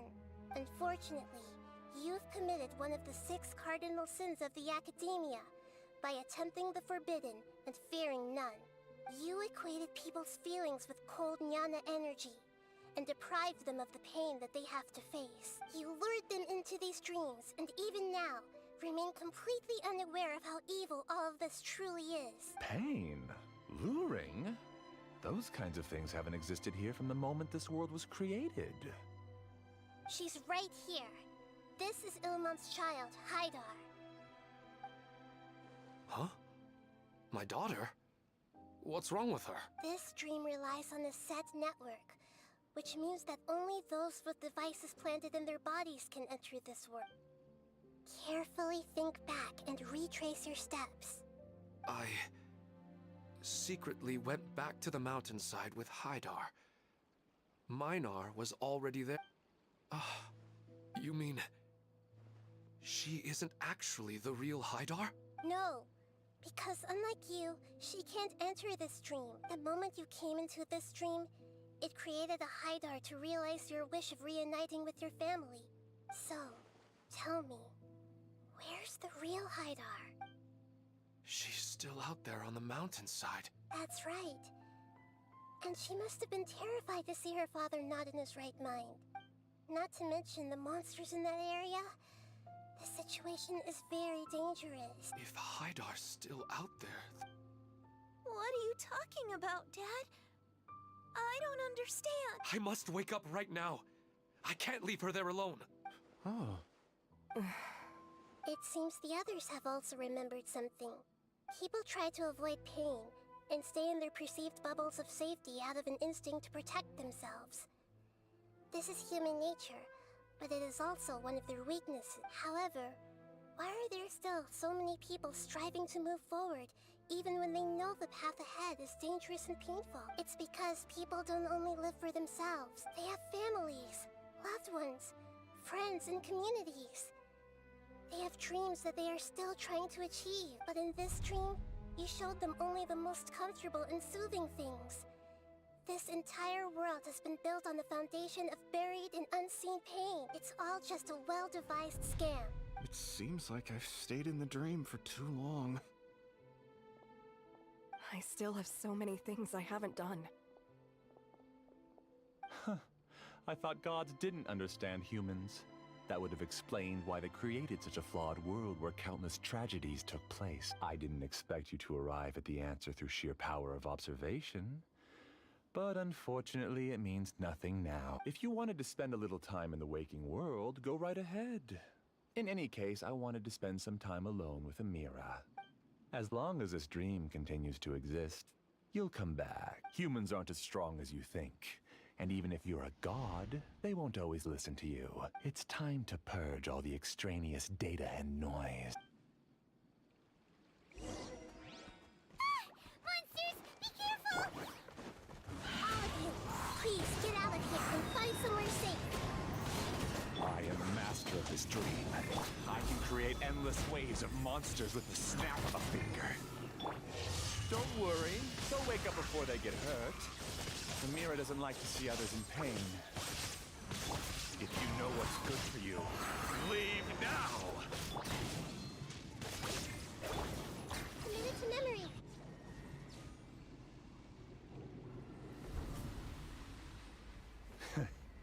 You haven't won just yet. This dream is mine! If I go into hiding here, not even an Archon can ever find me. And as long as people yearn for happiness, they will return here and rebuild this paradise! Hey, stop! What's that? The stream is spiraling out of control and is collapsing now.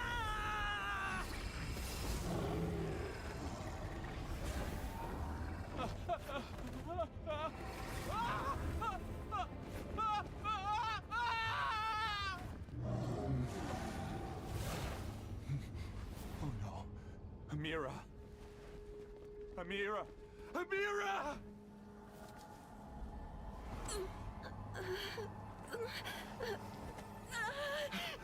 Amira, are you all right? I don't feel well. No, no, no!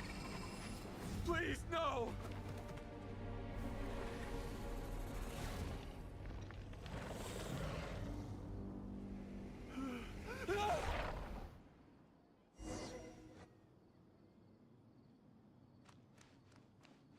Get away from there! Don't ruin my flowers! What should I do? Where did it go? Left because he doesn't want you anymore.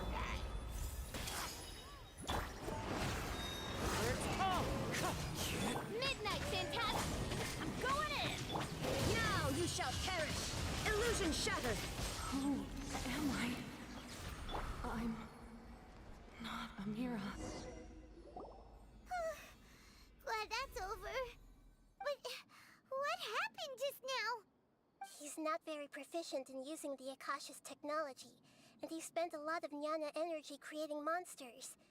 Now the system is out of control. All the people he created also turned into monsters. It's terrible, even for a dream. Even Paimon's freaked out. The good news is that the chaos seems to have... Now we only need to wake up the people here. Amira. My dear Amira. They're all gone. I couldn't change my fate. And Do you still think this is our fault? I don't care about that anymore. The Jnana energy used to sustain this dream has all been transformed into monsters. This dream will let me disappear with Amira. I'd rather turn into dust than to ever wake up again. It seems that everything that's happened is too much for him. I think seeing Amira turn into a monster was punishment enough for. After comprehending the hollowness. Existence? I'm different from the others. I've long given up everything outside of my consciousness. Using my knowledge, the academia has probably kept your body, so you should be able to wake up soon. No need. Just let me disappear. This isn't compassion. I won't let you escape your punishment by simply disappearing. As for your life after that, it'll be up to you how you want to exist. Alright, Traveler and Paimon, we should go back. We can finally wrap up this whole thing.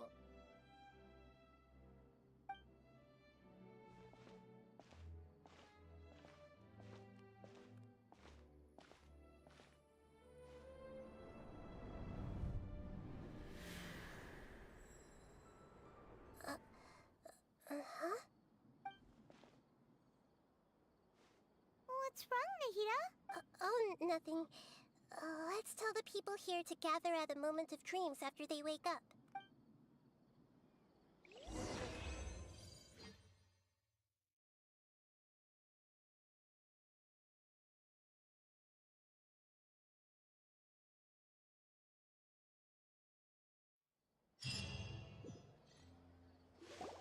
Oh, great!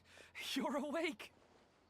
Everybody has started to wake up, and we've heard similar reports from around us. From the looks of it, you were... Yes, though it took us a good... There will be many people gathering here shortly, so please do your best to maintain order.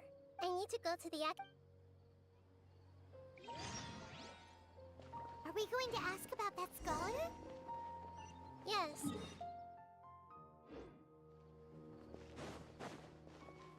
We can leave the rest to the Matra.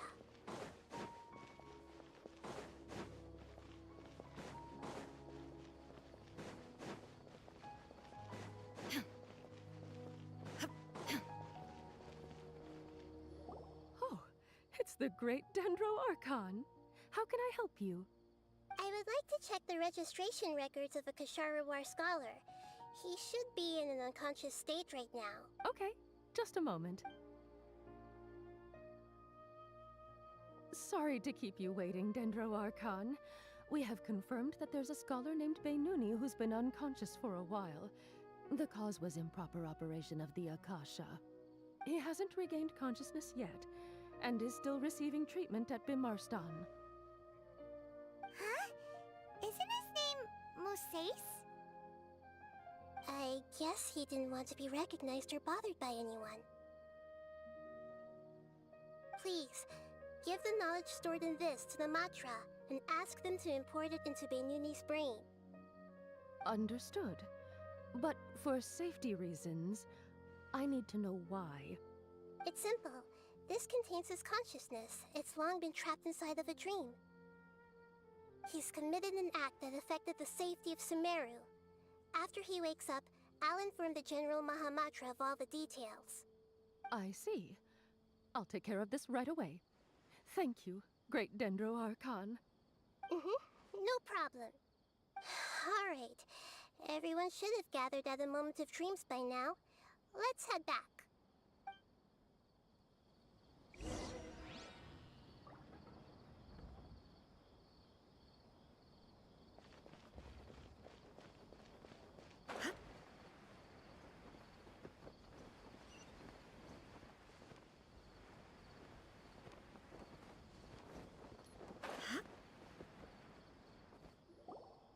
Let's be quiet and just listen in. I wonder what she's going to say. Hello, all of you who have just woken up. I'm sorry for interrupting your beautiful dreams. I may have acted a little cold when handling things in the dream. I sincerely apologize for that. Dreams have amazing power. They inspire us to remain resolute in the face of adversity, and help those with aspirations achieve their desires. But dreams also have the potential to exploit people, confuse the senses, and distort the truth.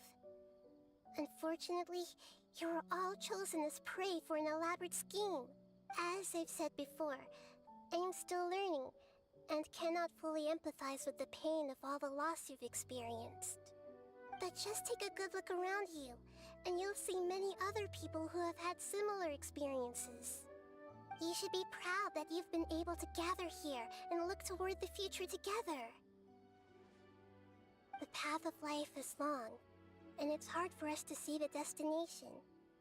This leads us to ask a lot of difficult questions. What's the meaning of life? What's the purpose of my existence? Why do I keep experiencing pain and loss? Of course, the most comfortable choice is to stop progressing. Give up thinking, and just keep repeating whatever you're already familiar with. Whenever you have such thoughts, just look at the people and things around you. Some people work hard all day so that their families can have a hot meal on the table at night. Some people travel all over the world in order to create art that resonates with all of Teyvat. Some venture in search of the world's secrets to prevent rapidly approaching, yet still unknown, world-shattering catastrophes. Life is not just about yourself. Each and every one of your actions shapes you and the world around you. Look, friends and family will remember what you've done, and even some people you've never met may benefit from your actions. Therefore, many people will strive forward to forge new paths, even if they have to endure great pain to do so. Once you begin your journey on that same difficult yet rewarding path, you'll come to know the answers to those big existential questions, yet they will no longer feel as life-defining as they did before. But if you were to believe that life is nothing but an empty, ephemeral dream, then that's also the only thing it'll ever become. You're free to choose how you want to live your lives, but as your Archon, I should first make this information known to everyone.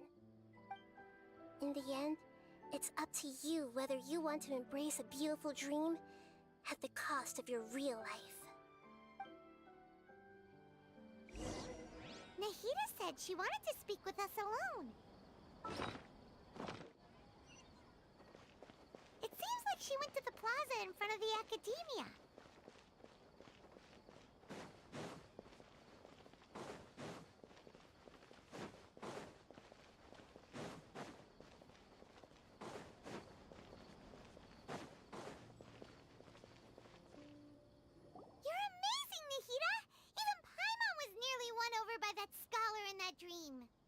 Well, he's very good at manipulating the weaknesses of human nature, but perhaps he himself had fallen prisoner to that dream was incredibly beautiful and enticing. Ordinary people couldn't see through it and easily lost themselves within it. But as long as you can still wake up, you can still move forward with your life. Huh? What makes you say that? Right! You said that you didn't understand human feelings, but we saw how considerate you were with all these people. Your speech just now really connected with everyone. Thank you. I've heard a lot of sad stories along this journey, and several of them have touched my heart. You can't say that the victims of the dream really did anything wrong, and what they wanted was also not unreasonable. That's why I could understand them when they tried to resist us and protect the dream. But all of my understanding and stirred feelings probably can't even account for even 1% of the pain they've experienced. I don't think this 1% can be seen as an example of what you call empathy.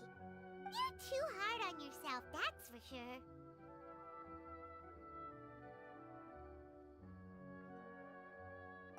Alright. I suppose going out into the world will help my confidence grow. I've learned that emotions are nothing like knowledge, and that's why it's hard for me to put them into words sometimes. Beinuni, or Mercedes, said that I had never personally felt the pain of loss. The moment I entered the dream, I felt like I was wrapped in a blanket of warm feelings. It was so warm that it felt like I had returned to the start of my life. But when I opened my eyes, the feeling was gone without a trace. If I have to make an analogy for it, I would say I can no longer see words on a piece of paper after they have been erased. but I can still see the slight indentations of where the words had been written. But now that I've experienced this dream, I think I can say with confidence that I won't dwell too much on the meaning of that warmth. It's enough that I can tell I was once supported by that warmth, and its existence has allowed me to get to where I am today. If I dwell too much on its exact nature, I would be putting the cart before the horse. I gave a speech to inspire my people, so if I were to fail to live up to those words myself, then that would be too embarrassing.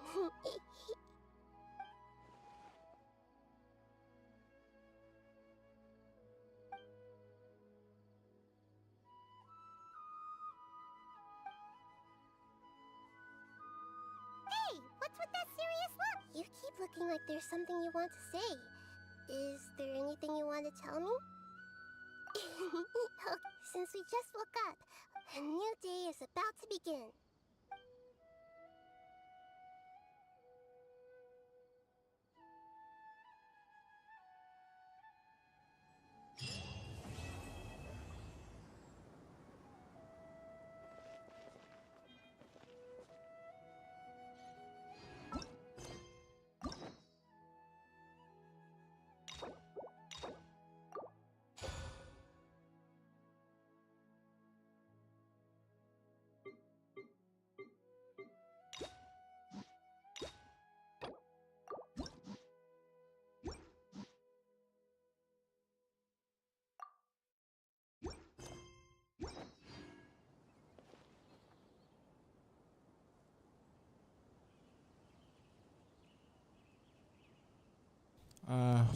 It's time to end the stream now. I think it is my goodbye now.